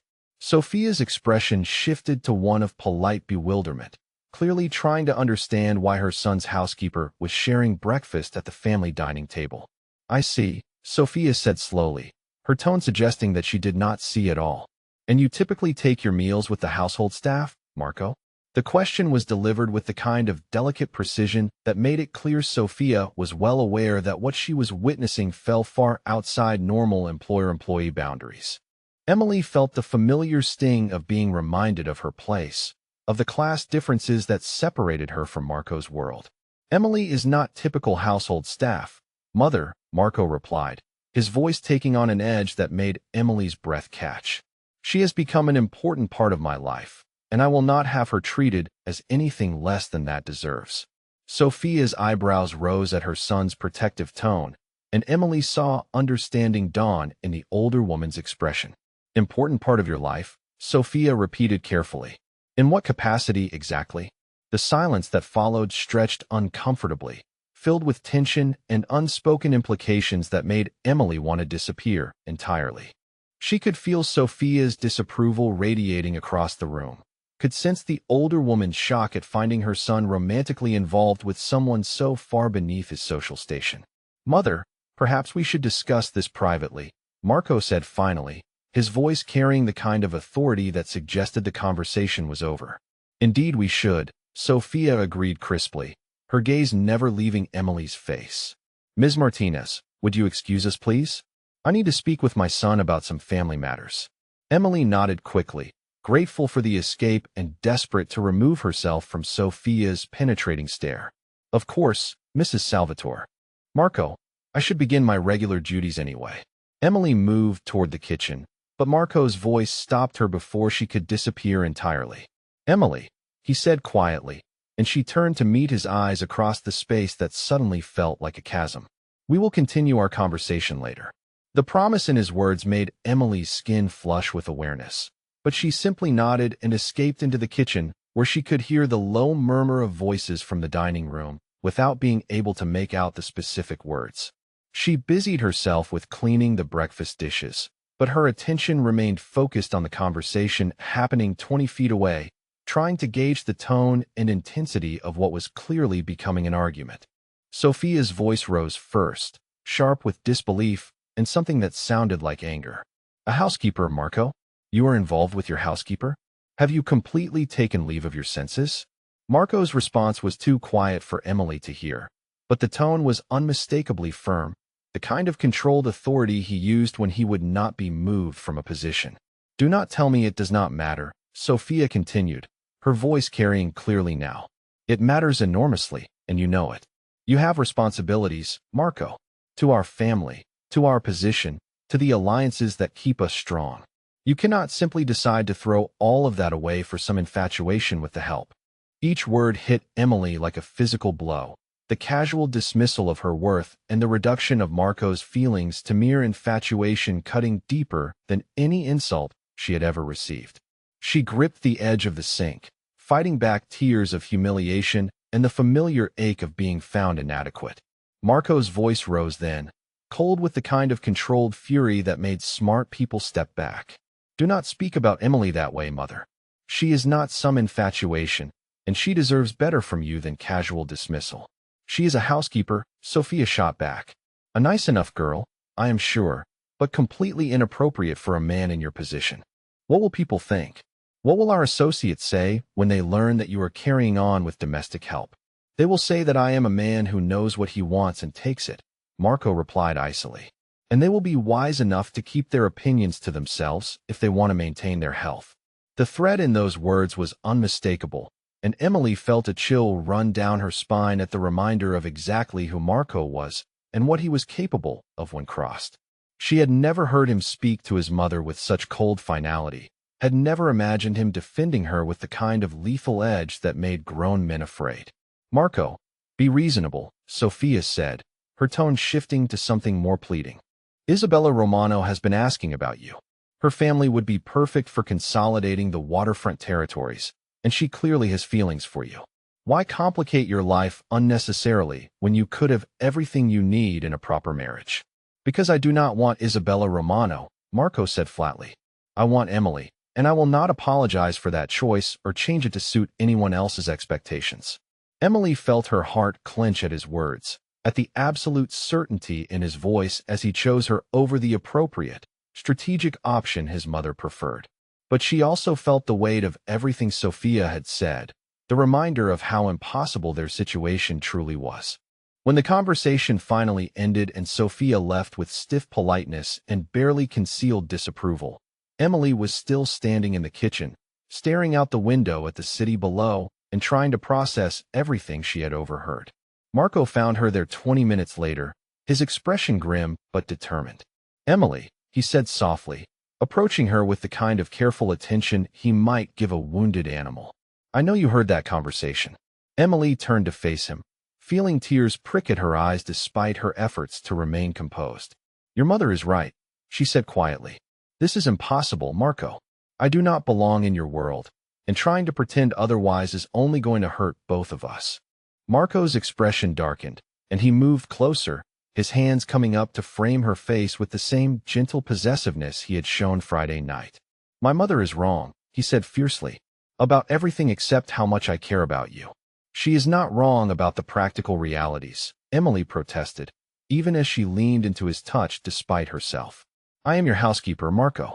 I clean toilets and arrange flowers and make beds for a living.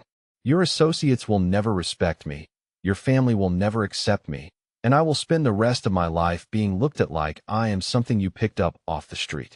Marco's hands tightened on her face, his dark eyes burning with intensity. Do you think I care what my associates think? Do you think their respect matters more to me than your happiness? It matters for your business, Emily said desperately. It matters for your reputation and your ability to command authority. I have seen how this world works, Marco. Weakness gets you killed, and having feelings for inappropriate people is weakness. Marco was quiet for a long moment, his thumb stroking across her cheekbones as he studied her face with the kind of focused attention that made Emily feel like he was memorizing every detail. You want to know what would actually weaken me? He said finally, his voice soft but absolutely certain. Losing you. Living without the peace you bring to my world. Without the music of your voice and the way you make even the simplest moments feel like something worth treasuring. That would destroy me far more thoroughly than any business alliance ever could. Emily felt fresh tears threaten at his words, at the raw honesty in his voice as he laid his heart bare for her. But Marco, she whispered, what kind of life can we have together? Your mother will never forgive you. Your business will suffer, and I will spend every day knowing that I am the reason you lost everything that mattered before you met me. Marco lowered his forehead to rest against hers, his breath warm against her skin as he spoke. Emily, listen to me very carefully. Nothing mattered before I met you. Nothing. I was successful and feared and completely empty inside, going through the motions of a life that had no meaning beyond accumulating power and money. You changed that. You made me remember what it feels like to want something more than survival, to hope for something better than just making it through another day. His words were like a balm against the wounds Sophia's dismissal had opened, but Emily could not silence the practical voice in her head that cataloged all the ways this relationship could destroy them both. "What about your mother?" Emily asked softly. "She will never accept this." "Then she will have to learn to live with disappointment," Marco replied without hesitation. "I am not a child, Emily. I do not need my mother's permission to choose the woman I want to spend my life with. And if your business associates lose respect for you because of me?" Marco smiled then, but there was nothing pleasant about the expression.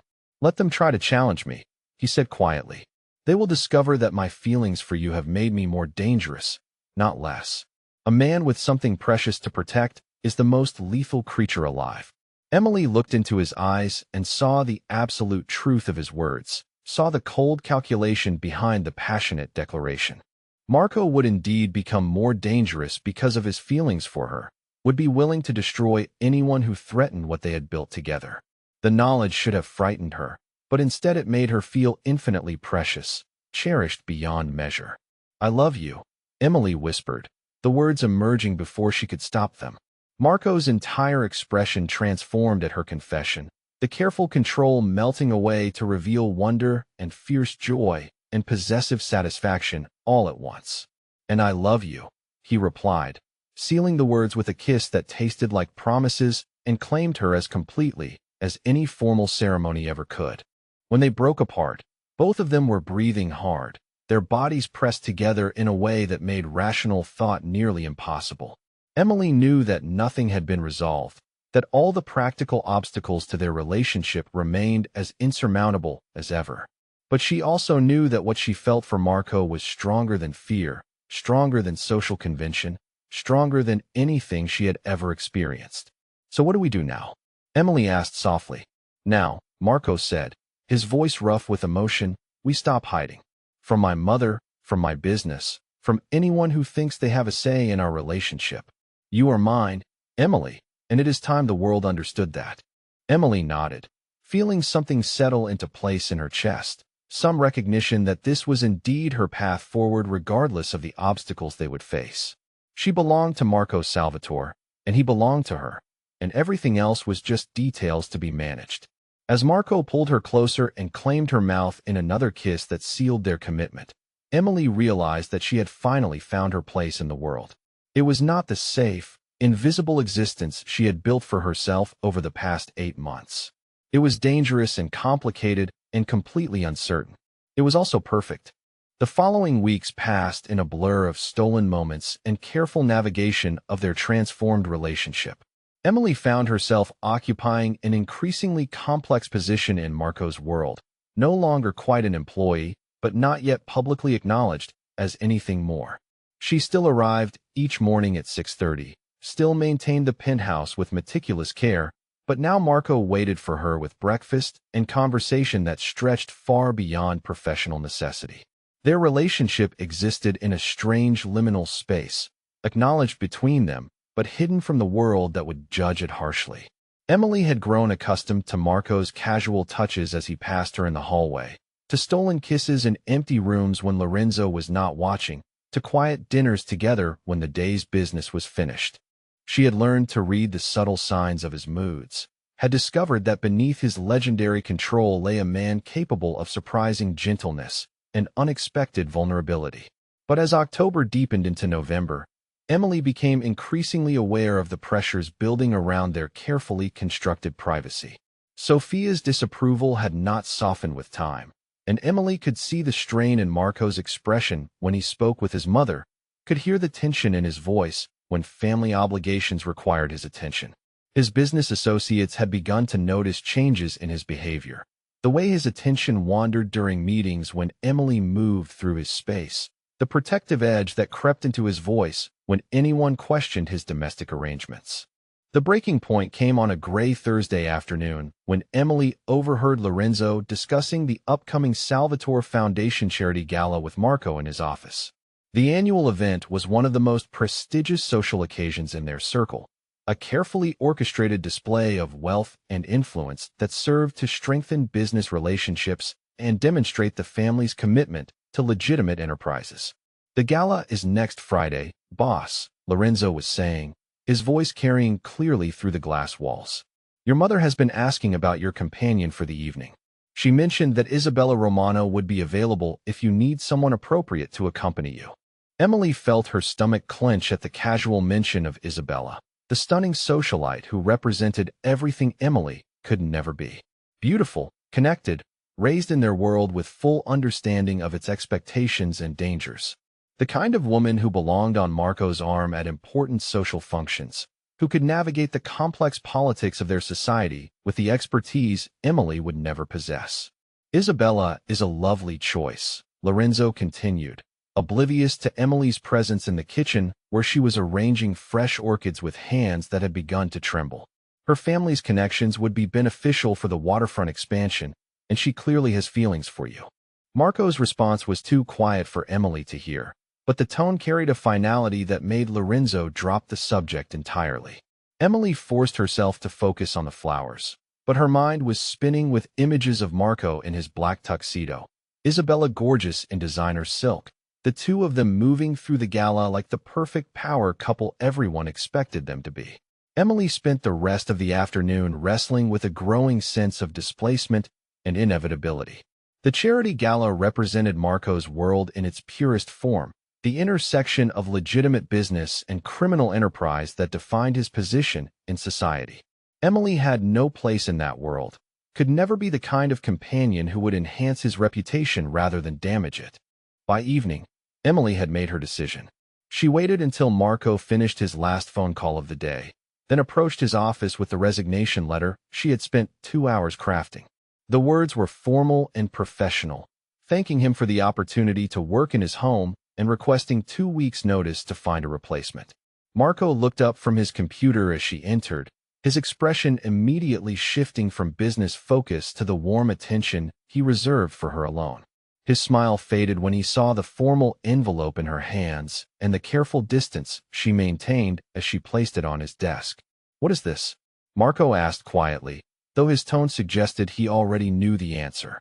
"My resignation," Emily said, proud that her voice remained steady despite the way her heart was breaking. "I think it is time for me to find a new position, somewhere my presence will not complicate your professional obligations."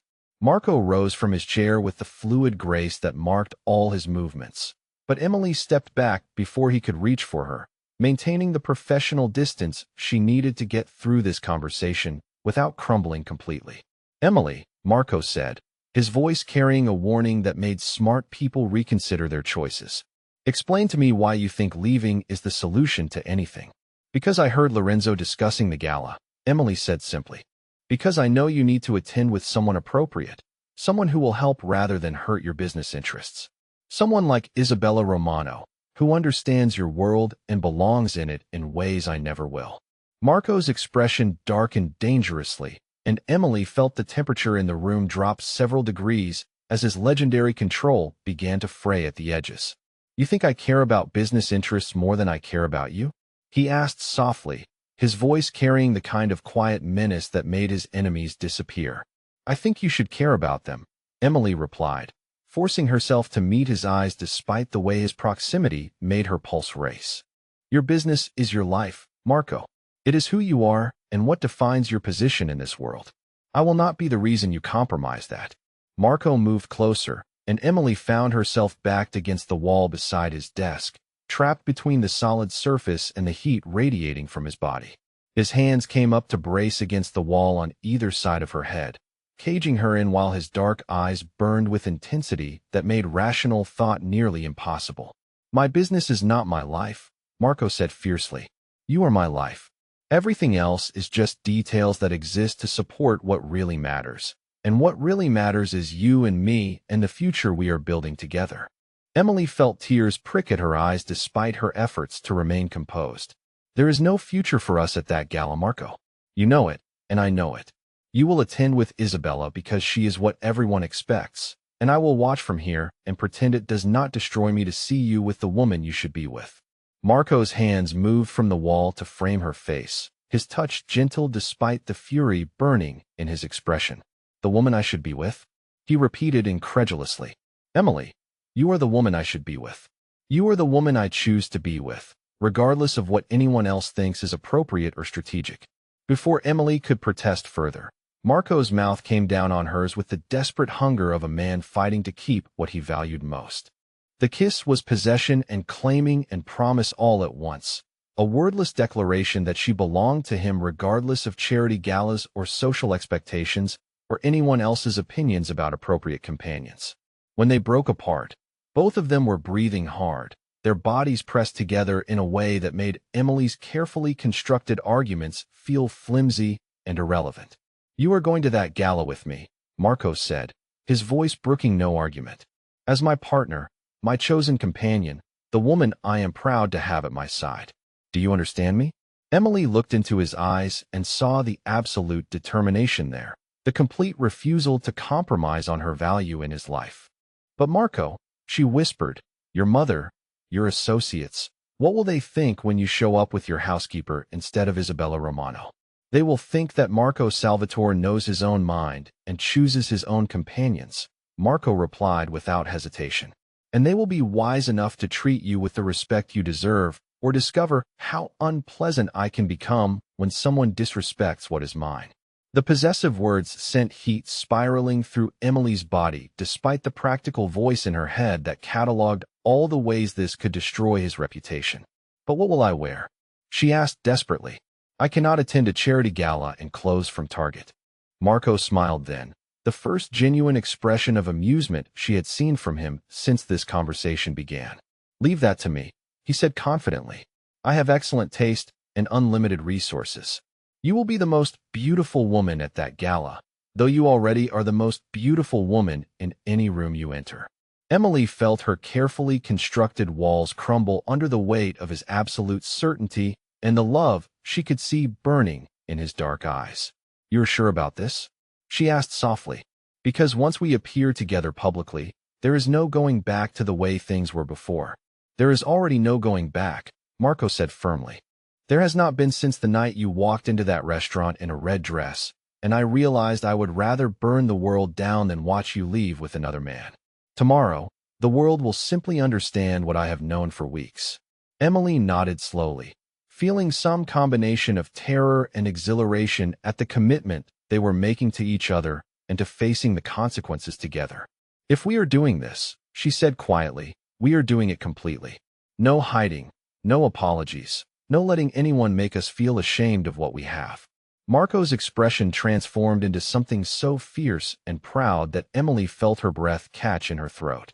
That is exactly what we are doing, he agreed, sealing the words with another kiss that tasted like promises and felt like stepping off a cliff into uncertain but exhilarating territory. The next 24 hours passed in a whirlwind of preparation that left Emily feeling like she had tumbled down a rabbit hole into an alternate reality. True to his word, Marco had mobilized resources she had not known existed, summoning stylists and designers and beauty experts to transform her into someone who could stand beside him at the most important social event of the season. Friday afternoon found Emily in Marco's bedroom, surrounded by a team of professionals who treated her transformation with the kind of serious attention usually reserved for heads of state. The gown Marco had chosen was a masterpiece of midnight blue silk that seemed to have been designed specifically for her body, flowing over her curves like liquid starlight and making her skin glow with luminous beauty. The woman who looked back at her from the full-length mirror was sophisticated and elegant, her dark hair swept into an elaborate updo that showcased the diamond earrings Marco had insisted were a gift rather than a loan. Her makeup was flawless but understated, emphasizing her natural features rather than hiding them, and the subtle shimmer on her skin made her appear to glow from within. You look incredible, Maria, the head stylist, said with obvious satisfaction. Like you were born to wear couture. Emily turned slowly, studying her reflection from every angle and marveling at the transformation. The woman in the mirror looked confident and beautiful, the kind of person who belonged at charity galas and society functions. Emily could almost believe that she might actually survive the evening without embarrassing herself or Marco. A soft knock at the bedroom door interrupted her contemplation, followed by Marco's voice asking permission to enter. Emily's heart raced as the styling team gathered their equipment and disappeared discreetly, leaving her alone to face the man who had orchestrated this transformation. "Come in," Emily called softly, turning toward the door with nervous anticipation. Marco entered the room and stopped dead at the sight of her, his expression shifting from casual interest to stunned appreciation to something so intense and possessive that Emily felt heat flood her cheeks. He was magnificent in his black tuxedo, the formal wear emphasizing his broad shoulders and lean build, while the pristine white shirt made his olive skin appear to glow. But it was the way he looked at her that made Emily feel truly beautiful, like she was the most precious thing he had ever seen. "Emily," Marco breathed, her name emerging as barely more than a whisper. Christ, you are absolutely breathtaking." Emily felt tears threaten at the wonder in his voice, at the way he was looking at her like she had fulfilled every dream he had never dared voice. "Do I look appropriate?"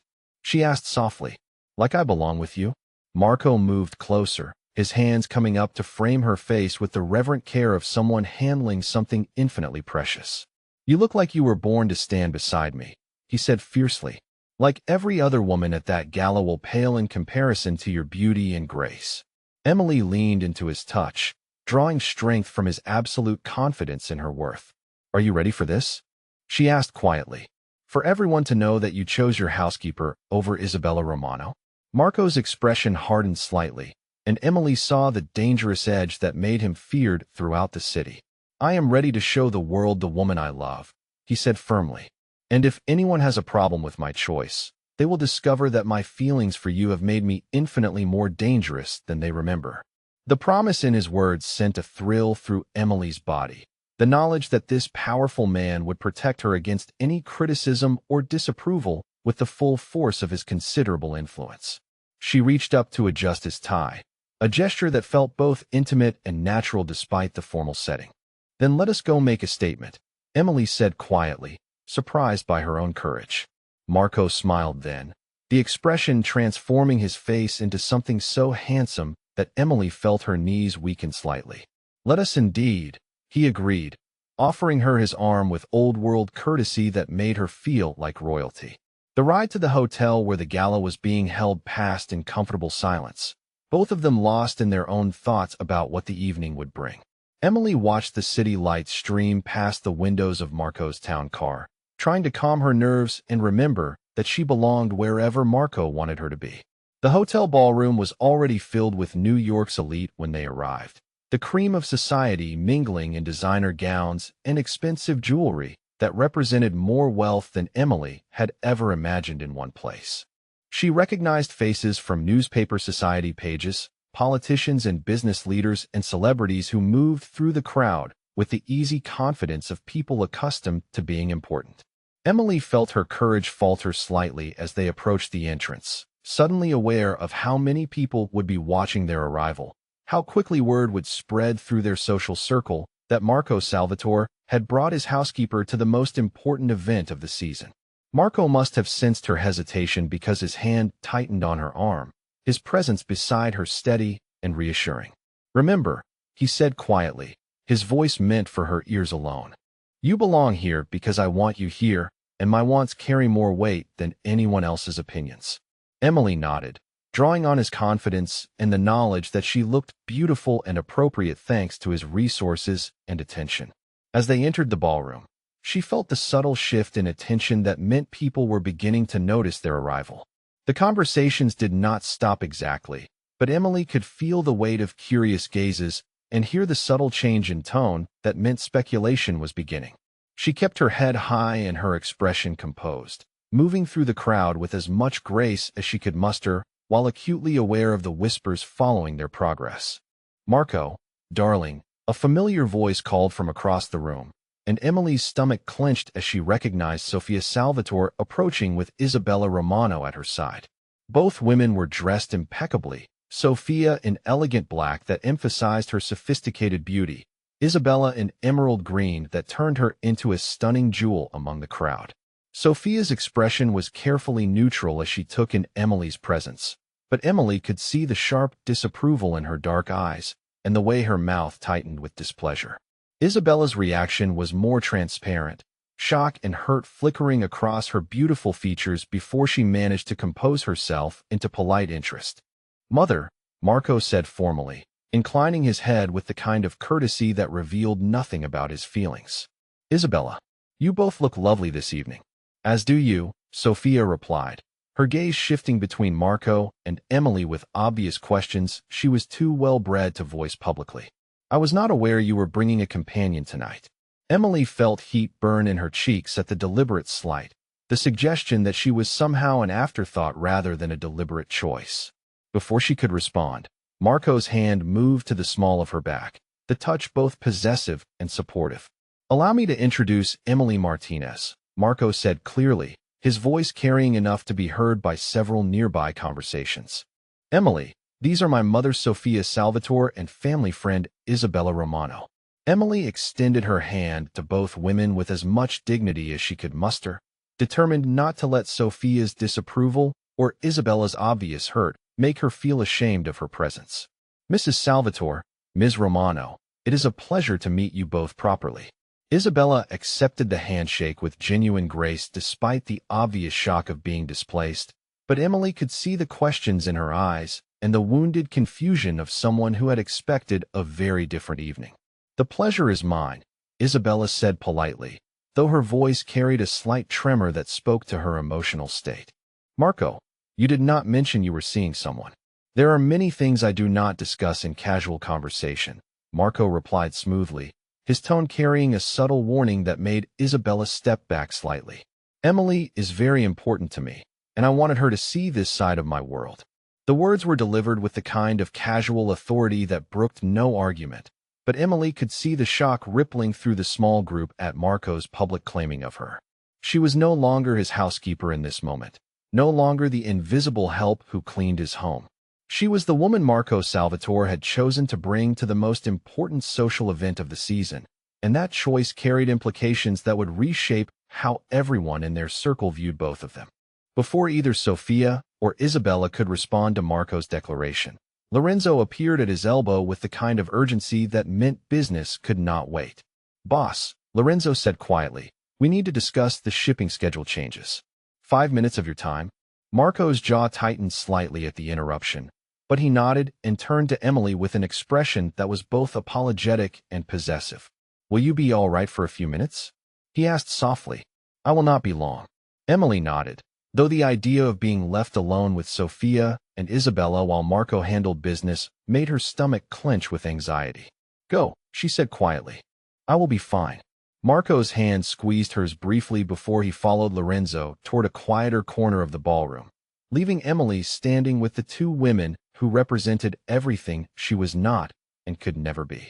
The silence that followed his departure stretched uncomfortably, filled with unspoken questions and barely contained emotions.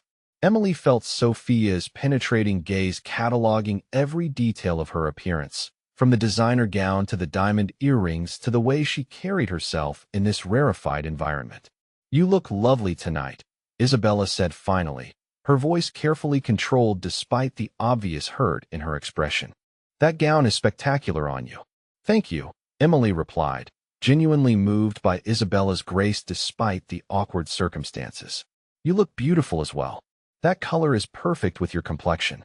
Isabella smiled slightly, though the expression did not reach her eyes. "Marco has excellent taste," she said quietly, the words carrying implications that made Emily's chest tighten with sympathy for the other woman's obvious pain. "Ms. Martinez," Sophia interjected, her voice carrying the kind of authority that commanded attention. "I was not aware that Marco was seeing anyone. How long have you two been involved?" Emily felt the weight of Sophia's assessment and the curious attention of nearby guests who were clearly straining to overhear the conversation.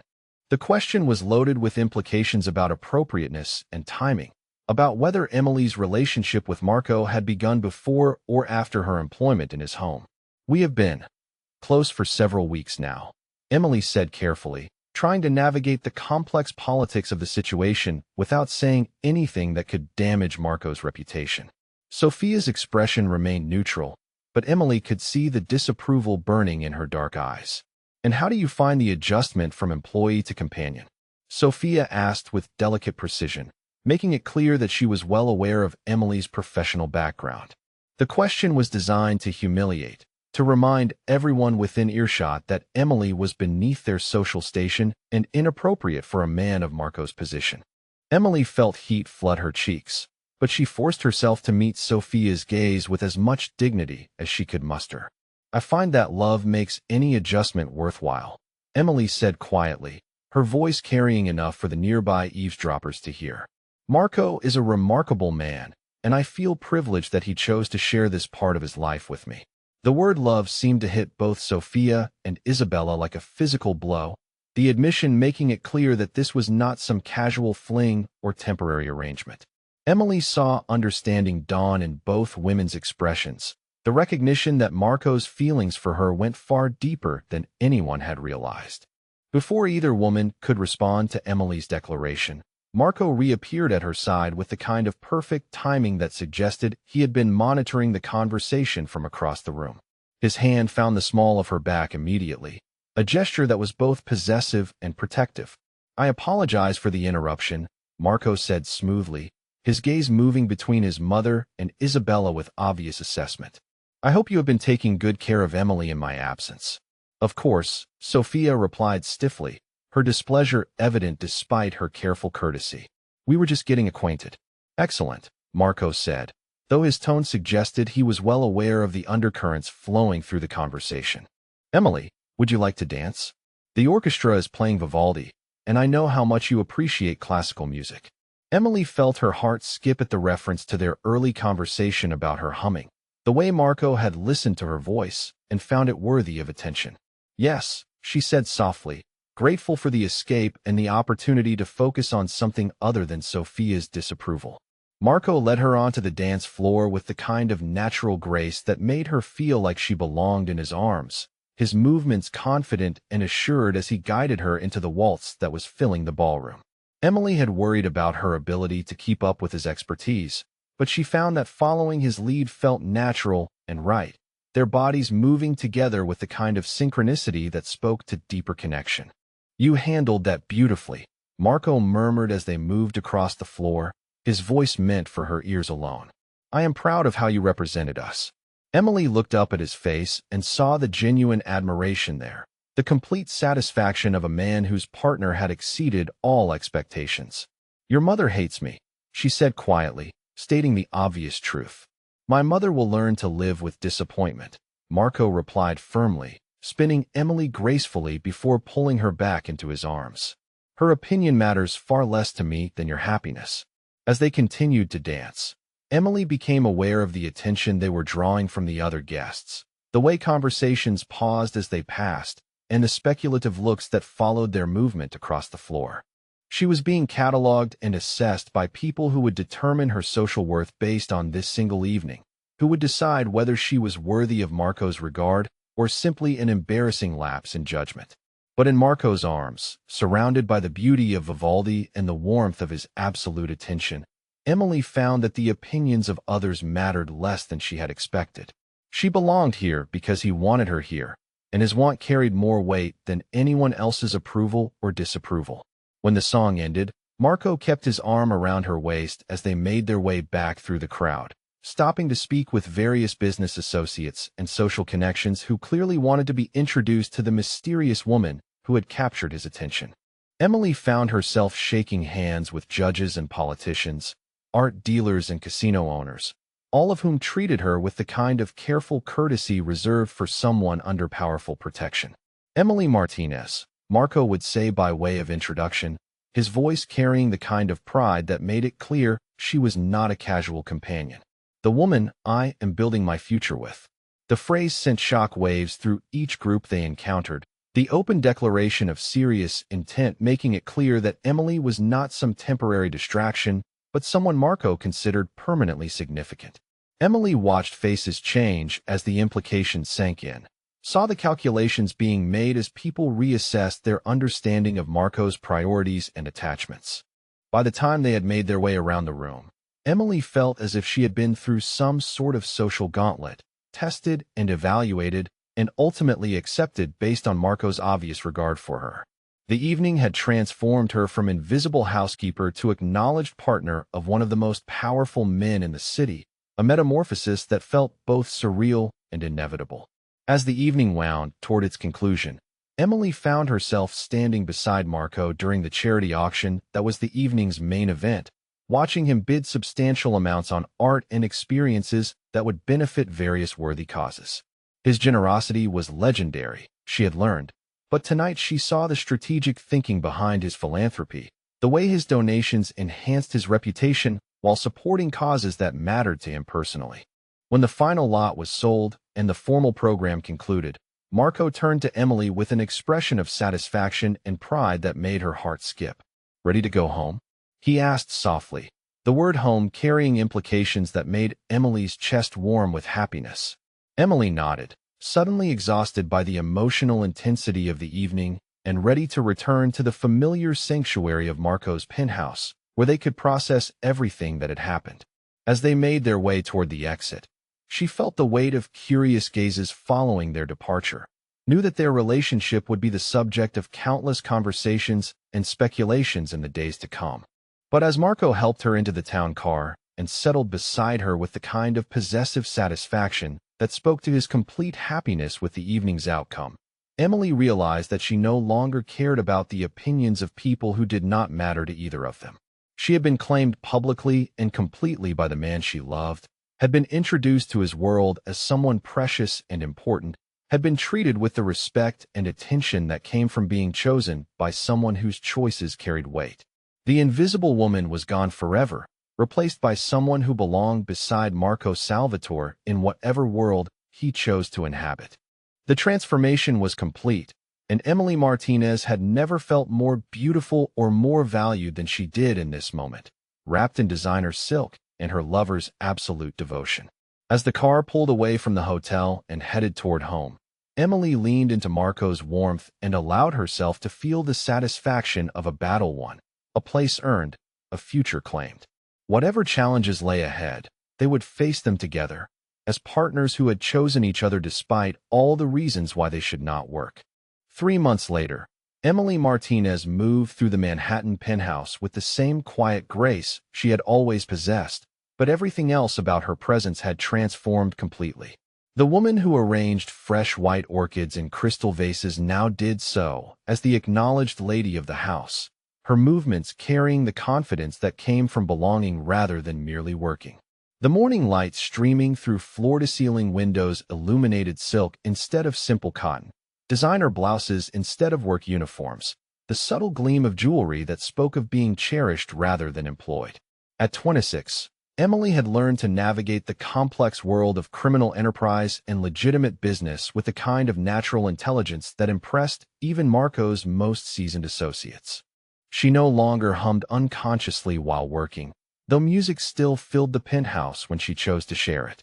Now she hummed deliberately, her voice a gift she offered rather than a habit she indulged, and Marco still paused in whatever he was doing to listen with the same wonder that had marked his attention from the very beginning. This particular morning found Emily preparing for the monthly strategy meeting that had become as routine as breathing, her role in Marco's business operations having evolved naturally from invisible observer to trusted advisor. The transformation had surprised everyone, including Emily herself, but she possessed an intuitive understanding of people and situations that complemented Marco's strategic brilliance perfectly. Where he saw threats and opportunities, she saw the human motivations that drove both, and together they had become a formidable team. Emily checked her reflection in the bedroom mirror, adjusting the collar of the cream silk blouse that had been tailored specifically for her body. The woman looking back at her was sophisticated and confident, comfortable in her own skin in a way that the invisible housekeeper had never been. Her hair fell in gentle waves past her shoulders, professionally styled but natural enough to soften the authority in her dark eyes. She wore the diamond earrings Marco had given her like talismans of her transformation, reminders that she was precious to the most powerful man in their world.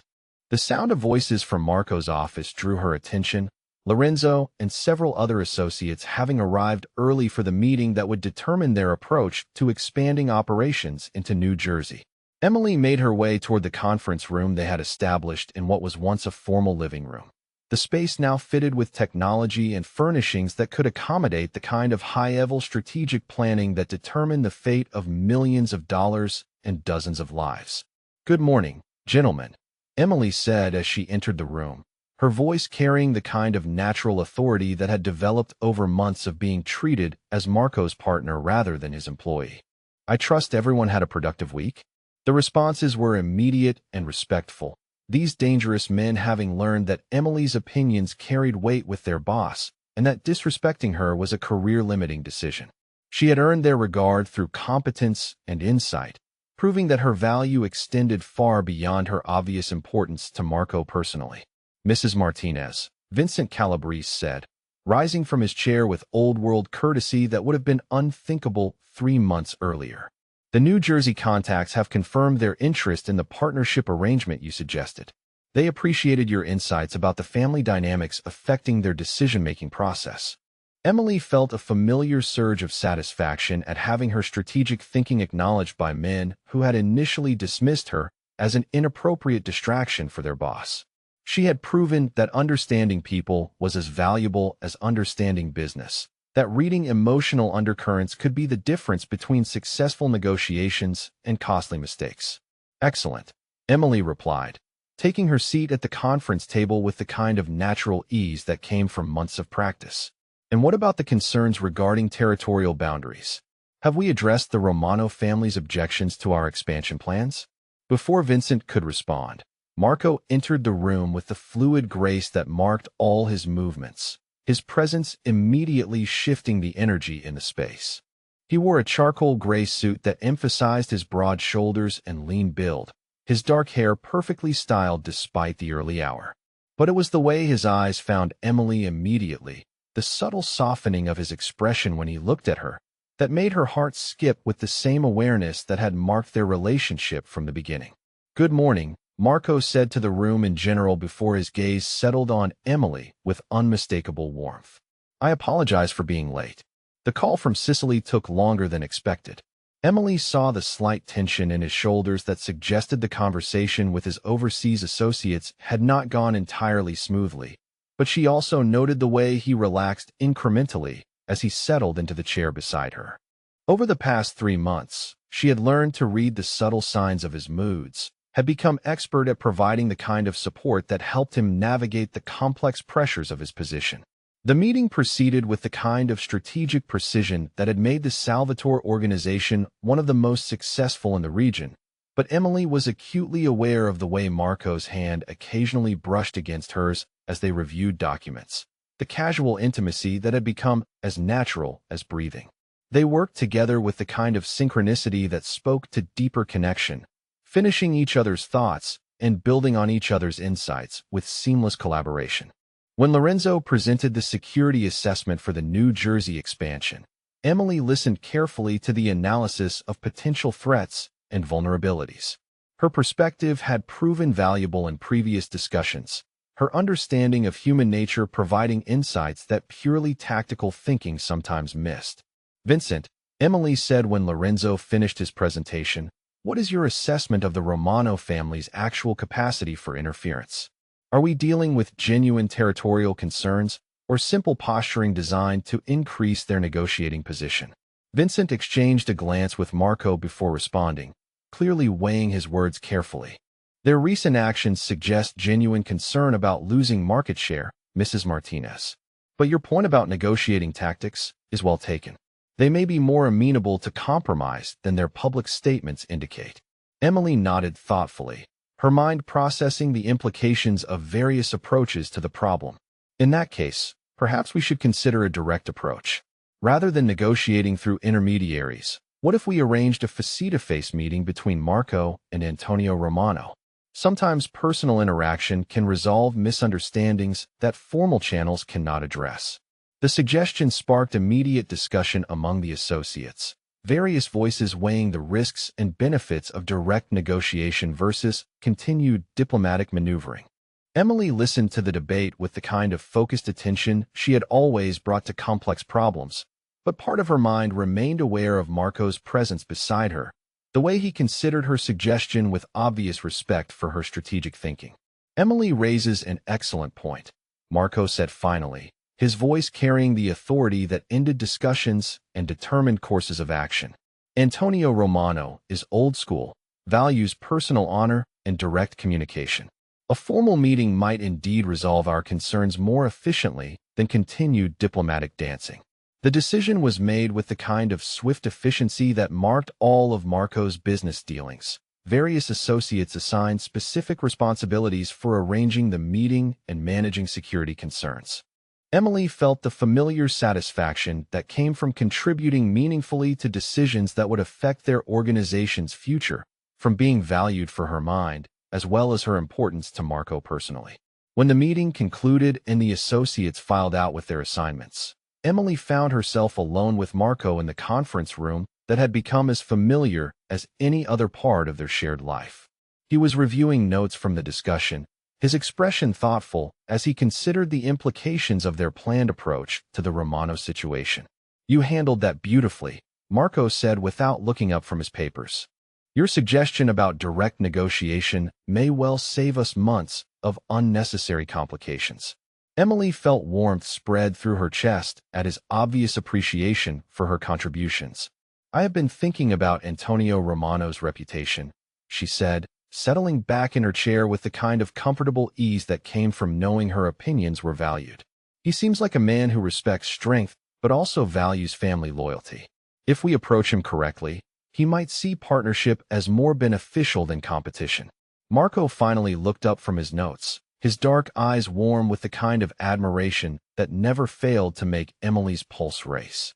"How did I ever manage strategic planning without you?"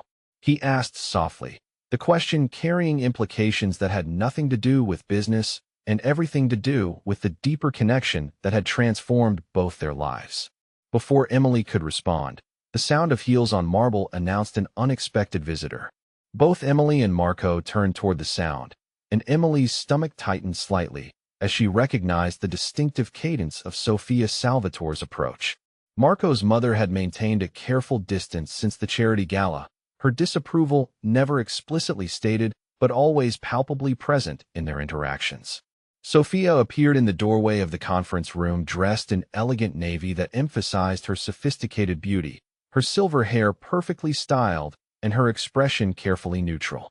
Over the past 3 months, she had learned to treat Emily with surface courtesy, but Emily could still feel the underlying tension that marked their relationship. "Mother," Marco said, rising from his chair with the kind of formal politeness that suggested their relationship remained strained despite the passage of time. "I was not expecting you this morning. I called earlier, but Lorenzo said you were in meetings," Sofia replied, her gaze shifting between Marco and Emily with obvious assessment. "I wanted to discuss the arrangements for your father's memorial service next month." Emily started to rise, instinctively moving to give Marco and his mother privacy for family discussions, but Sofia's voice stopped her before she could leave the room. "Please stay, Ms. Martinez," Sofia said quietly, the use of Emily's formal name still marking the careful distance she maintained. "This concerns the family, and I understand you are now considered part of it." The words were delivered with careful neutrality, but Emily heard the subtle acknowledgement beneath the surface courtesy. Over the past 3 months, Sofia had been forced to confront the reality that Emily's presence in Marco's life was permanent rather than temporary, that her son's happiness was genuinely connected to his relationship with the woman she had initially dismissed as inappropriate. Emily settled back into her chair, acutely aware of the undercurrents flowing through the conversation.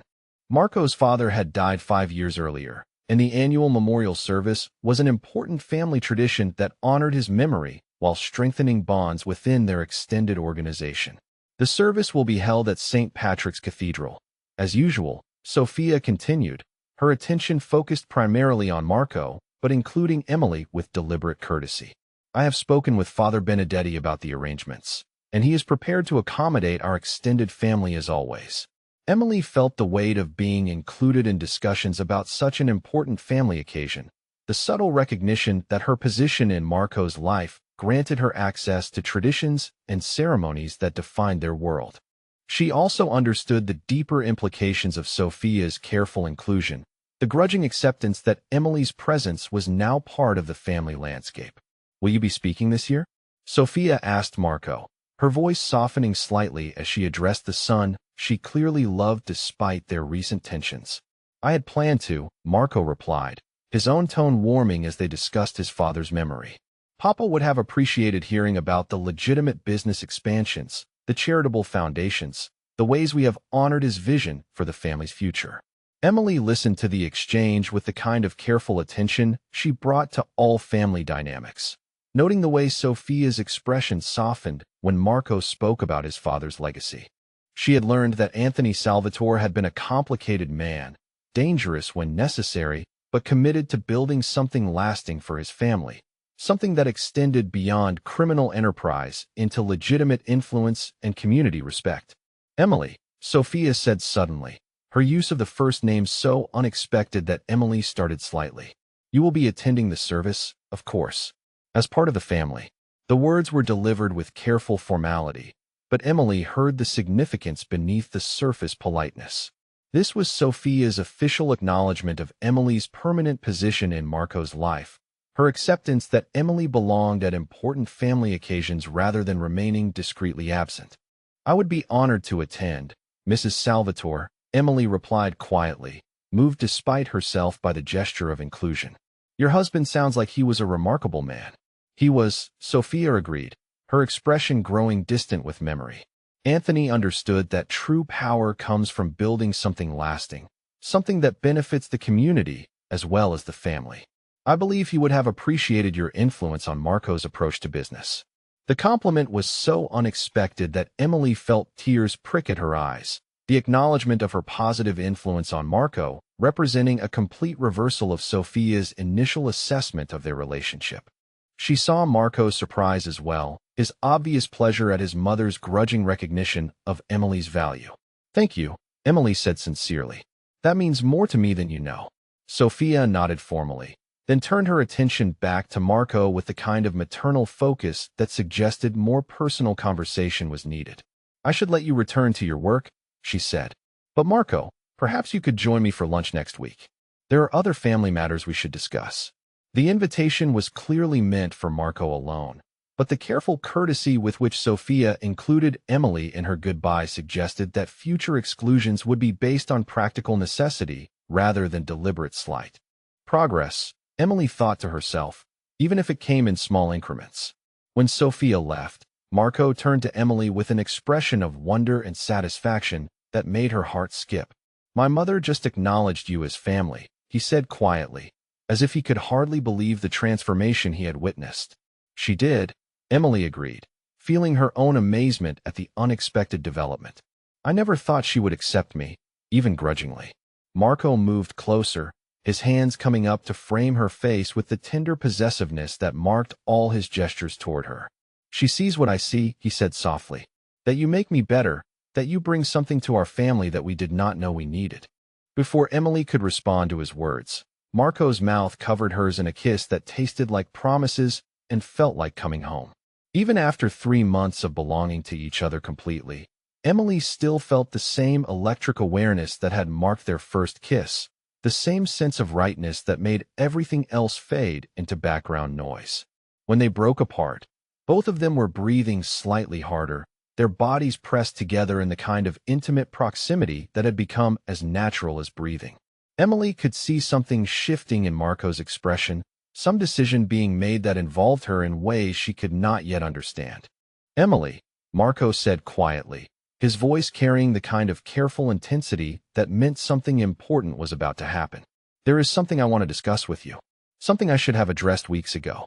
Emily felt her pulse quicken at the serious tone in his voice, at the way his hands tightened slightly on her face, as if he was afraid she might disappear. "What is it?" she asked softly. Marco was quiet for a moment, seeming to gather his thoughts before speaking. 3 months ago, you asked me if I was sure about claiming you publicly, about facing the consequences of our relationship together. Do you remember?" Emily nodded, remembering the conversation that had preceded their appearance at the charity gala, the moment when they had committed to facing his world as partners rather than hiding their connection. "I told you then that I was certain," Marco continued, his thumb stroking across her cheekbone with reverent care. But what I did not tell you, what I should have said, was that you had already saved my life in ways that had nothing to do with public appearances or social acceptance. Emily felt her breath catch at the raw honesty in his voice, at the vulnerability he was showing her even after all these months of complete trust between them. Before you came into my world, Marco said quietly, I was successful and feared and completely empty inside. I went through the motions of living without understanding what I was living for, accumulated power and wealth without recognizing that I had no one to share them with who mattered. You changed that, Emily. You made me remember what it feels like to want something more than mere survival. Tears pricked at Emily's eyes as she listened to his confession, understanding finally the depth of what their relationship had meant to a man who had never allowed himself to hope for genuine connection. You brought music into my life, Marco continued, his voice growing more intense with each word, literally and figuratively. You made this house feel like a home instead of just a place to conduct business. You made me want to be worthy of the way you look at me, like I am someone capable of goodness instead of just violence. Emily reached up to cover his hands with hers, anchoring herself against the tide of emotion his words unleashed. Marco, she whispered, you have always been worthy. I just helped you remember that. Marco smiled then, the expression transforming his face into something so beautiful that Emily felt her heart expand with love for this complex, dangerous, tender man who had claimed her so completely. Which is why, Marco said, his voice dropping to barely more than a whisper, I want to spend the rest of my life making sure you never doubt how precious you are to me. Before Emily could process the implications of his words, Marco was stepping back and reaching into the inside pocket of his suit jacket. Emily's breath caught in her throat as she realized what was happening, as Marco dropped to one knee in the conference room where they had spent countless hours building their future together. The ring he produced was breathtaking in its simplicity and elegance, a perfect diamond that caught the morning light and threw it back in brilliant sparkles. But it was the expression on Marco's face that made Emily's knees weak, the complete vulnerability and desperate hope that transformed the most dangerous man in New York into someone asking for the greatest gift she could give. Emily Martinez, Marco said, his voice steady despite the emotion burning in his dark eyes. Will you marry me? Will you let me spend the rest of my life proving that you are the most important thing in my world? Emily felt tears spill over as she looked at his face, at the man who had noticed her when she thought herself invisible, who had claimed her when she felt worthless, who had transformed her from servant to partner to the center of his universe. The answer had been written in her heart since the night he first kissed her, since the moment she realized that being chosen by Marco Salvatore was the greatest gift she could ever receive. Yes, Emily whispered, then louder as joy flooded her voice. Yes, absolutely yes. Marco's smile was radiant as he slipped the ring onto her finger with hands that trembled slightly with emotion, the simple gesture feeling like the most important ceremony of their lives. The diamond was perfect, catching the light and throwing it back like a promise made tangible, but it was the way Marco looked at her that made Emily feel truly precious. When he rose and pulled her into his arms, the kiss they shared tasted like forever, like all the mornings they would wake up together and all the evenings they would fall asleep entwined. Emily lost herself in the taste of him, in the solid warmth of his body and the absolute certainty that this was where she belonged. They were so absorbed in each other that they did not notice Rosa standing in the doorway until she cleared her throat loudly, her voice bright with tears and laughter as she spoke. Well, it is about time, Rosa announced, making both Emily and Marco start turn in surprise. I was beginning to think you were never going to make an honest woman of my sister, Mr. Salvatore. Rosa, Emily gasped, torn between embarrassment and delight at her sister's unexpected appearance. How long have you been standing there? Long enough to see the proposal, Rosa replied with obvious satisfaction, moving into the room with the kind of confidence that suggested she had been planning this moment for weeks. Lorenzo let me in and told me where to find you. I wanted to see this for myself. Emily looked between her sister and Marco, suddenly understanding that this moment had been orchestrated with the kind of careful planning that marked all of Marco's important decisions. You knew, she said to Marco, not accusing but marveling at the thought he had put into making this moment perfect. I asked Rosa's permission 2 weeks ago, Marco admitted, his arm tightening around Emily's waist with possessive satisfaction. I wanted her blessing before I asked you to be my wife. Emily felt fresh tears threaten at the knowledge that Marco had sought her family's approval, that he had treated her sister with the respect and courtesy that honored Emily's relationships even as he claimed her for his own. And what did you tell him?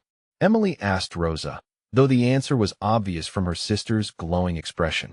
I told him that if he made you as happy as you looked at that fancy party, he had my blessing to marry you tomorrow, Rosa replied, moving closer to examine the ring with obvious approval. Though I also told him that if he ever hurt you, I would find a way to make him regret it regardless of how dangerous he is. Marco laughed at Rosa's threat, the sound genuine and warm despite the underlying acknowledgement that Rosa meant every word. I respect your protective instincts, Rosa, he said seriously, and I promise you that Emily's happiness will always be my highest priority. Good, Rosa said with satisfaction, then turned to Emily with the kind of excitement that meant wedding planning was already happening in her mind. So when is the wedding? And please tell me I get to be maid of honor, because I have been dreaming about this day since you started glowing every time someone mentioned your boss's name. Emily laughed through her tears, overwhelmed by the love surrounding her and the knowledge that her family would be part of whatever future she and Marco built together. Soon, she said, looking at Marco for confirmation. We have waited long enough to start our lives together officially. 2 months, Marco said decisively, his business mind already organizing the logistics required for the kind of wedding that would reflect their position in their community. That gives us time to plan something worthy of the occasion while not delaying unnecessarily. 2 months, Emily agreed, feeling giddy with the reality that she was engaged to the man she loved, that their transformed relationship was about to become permanent and legally binding. The next hour passed in a blur of excitement and planning, Rosa's enthusiasm infectious as she discussed venues and flowers and dresses with the kind of detailed attention that would have overwhelmed Emily if she had not been floating on a cloud of happiness. Marco participated in the conversation with patient amusement, clearly content to indulge both women's excitement while occasionally offering practical suggestions that spoke to his understanding of their world's requirements. When Rosa finally left to begin what she announced would be extensive research into wedding planning, Emily found herself alone with Marco in the conference room where they had shared so many important moments. The engagement ring caught the afternoon light streaming through the windows, the diamonds sparkling like captured stars on her finger. Happy? Marco asked softly, pulling her into his arms with the kind of tender possessiveness that still made her heart race after all these months. Incredibly happy, Emily replied, marveling at the truth of those words. 6 months ago, I was invisible in your world. Now I am going to be your wife. Marco's expression grew serious as he considered her words. You were never invisible to me, Emily. From the very first day you worked in my home, I was aware of your presence in ways that should have concerned me. I just did not understand then that you were exactly what I had been missing all my life. Emily reached up to touch his face, tracing the line of his jaw with fingers that wore his ring like a badge of belonging. And now? She asked softly. Now, Marco said, lowering his head to capture her mouth in a kiss that tasted like promises, I understand that you are my salvation, my peace, my future, and my heart. Everything else is just details. As Marco deepened the kiss, and Emily surrendered completely to the certainty of their love, she realized that her transformation was truly complete. She was no longer the woman who had moved through his world like a whisper, unnoticed and unimportant. She was Emily Martinez, soon to be Emily Salvatore, the woman who had captured the heart of the most dangerous man in New York and made him believe in the possibility of happiness.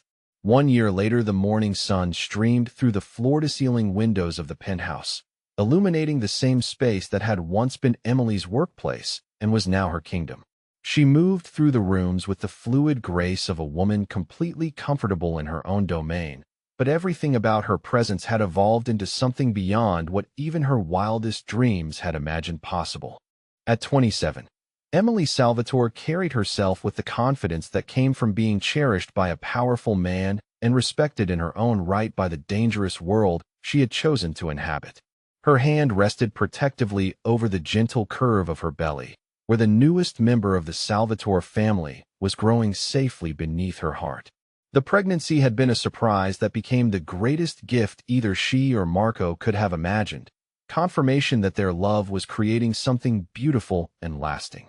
The penthouse itself had been transformed over the past year to reflect Emily's permanent residence and growing influence. The cold elegance that had once marked the space had been softened with personal touches that spoke to the home they had built together. Fresh flowers still filled crystal vases, but now they were chosen by a woman who belonged there rather than someone who simply maintained the space for others. Emily's role in Marco's organization had evolved as well, her strategic insights and understanding of human nature making her an invaluable advisor on matters that affected their family's future. She attended meetings as an equal partner, her opinions sought and respected by men who had once dismissed her as an inappropriate distraction. The pregnancy had only enhanced her position, marking her as the future of the Salvatore line and the mother of Marco's heir. This particular morning found Emily preparing for a meeting with the architects who were designing the charitable foundation headquarters, a project that combined Marco's legitimate business interests with Emily's passion for helping vulnerable children. The foundation would provide educational opportunities and support services for at-risk youth, a legacy they wanted to build together that honored both Anthony Salvatore's vision for community investment and Emily's understanding of what it meant to struggle for belonging. The sound of footsteps on marble drew Emily's attention, and she turned to see Marco entering the room with the kind of focused attention that meant he had been looking for her specifically. Even after a year of marriage, the sight of him still made her pulse quicken with awareness, still filled her with wonder that this magnificent man had chosen her above all other possibilities. Marco was dressed for the office in a charcoal gray suit that emphasized his broad shoulders and lean build, his dark hair perfectly styled despite the early hour. But it was the way his expression transformed when he saw her that made Emily feel truly beautiful. The complete softening of his features as his gaze settled on her face, and then dropped to the gentle swell of their child. "Good morning, Mrs. Salvatore," Marco said softly, the formal address carrying the kind of intimate satisfaction that spoke to his continued amazement at having her as his wife. "Good morning, Mr. Salvatore," Emily replied, moving into his arms with the natural ease that marked all their interactions. "How are you feeling about the Romano meeting this afternoon?" Marco's hands settled on her waist, careful of her condition but unmistakably possessive as always. "Confident," he replied, his thumb stroking across her sides with gentle reverence. "Your insights about Antonio's motivations were exactly right. The direct approach worked perfectly, and we now have a partnership instead of a territorial dispute." Emily felt the familiar surge of satisfaction that came from contributing meaningfully to their organization's success, from being valued for her mind, as well as her importance to Marco personally. The Romano partnership had indeed been a triumph, cementing their position while avoiding the bloodshed that territorial conflicts usually required. "And how is our little one this morning?" Marco asked, his hands moving to cover the curve of her belly with the kind of wonder that had marked his response to her pregnancy from the moment they learned about it. "Active," Emily replied with a smile, covering his hands with hers. "I think he or she is going to be as restless as you are, always moving, always planning the next strategic move." Marco's expression grew soft with the kind of vulnerability he showed only to Emily, the careful control that governed his public persona melting away as he contemplated their future child. "A little girl," he said quietly, his voice carrying the kind of hope that spoke to dreams he had never allowed himself to voice. "Beautiful and intelligent like her mother, but with enough of my stubbornness to survive in our world." "Or a little boy," Emily countered gently, "who inherits your strategic mind and my ability to read people, who grows up understanding that real power comes from protecting what you love." Marco leaned down to press a gentle kiss to her forehead, the gesture carrying all the love and protectiveness that had marked their relationship from the beginning. "Either way," he said softly, "this child will grow up knowing exactly how precious they are, how wanted and loved and cherished." Emily felt tears prick at her eyes despite the happiness flooding her chest, overwhelmed as always by the depth of Marco's capacity for love once his walls had been breached. Their child would indeed grow up surrounded by devotion, raised in a world where they understood both the dangers and the privileges of their heritage. The sound of Rosa's voice from the foyer interrupted their private moment. Emily's sister arriving for the weekly breakfast that had become a cherished tradition. Rosa had embraced her new role as sister-in-law to a dangerous man with the same enthusiasm she brought to everything, treating Marco with affectionate irreverence that both amused and charmed him. "Emily," Rosa called, her voice bright with excitement. "Wait until you see what I found for the nursery. The most beautiful mobile with little musical notes that actually play Vivaldi when the baby touches them." Emily and Marco exchanged a look of shared amusement at Rosa's continued enthusiasm for all things related to their expected child. Rosa had thrown herself into the role of devoted aunt with the kind of passion that ensured their baby would never lack for family love and attention. As they made their way toward the kitchen, where Rosa was undoubtedly already examining the contents of their refrigerator with critical interest, Emily felt the familiar sense of completeness that marked her life now. She belonged here, in this space and this world, as the wife of the most powerful man in their community and the mother of his child. The transformation was complete and perfect, the invisible woman finally and forever replaced by someone whose presence mattered in ways both profound and practical. Emily Salvatore moved through the penthouse that had once been her workplace with the confidence of a woman who knew exactly where she belonged. Beside the dangerous man who had seen her when she thought herself invisible, who had claimed her when she felt worthless, who continued to treasure her as the greatest gift he had ever received. As Marco's hand found hers and Rosa's laughter filled their home with warmth, Emily realized that some transformations were worth every risk, every uncertainty, every moment of fear that had preceded them. She had found her place in the world, and it was perfect.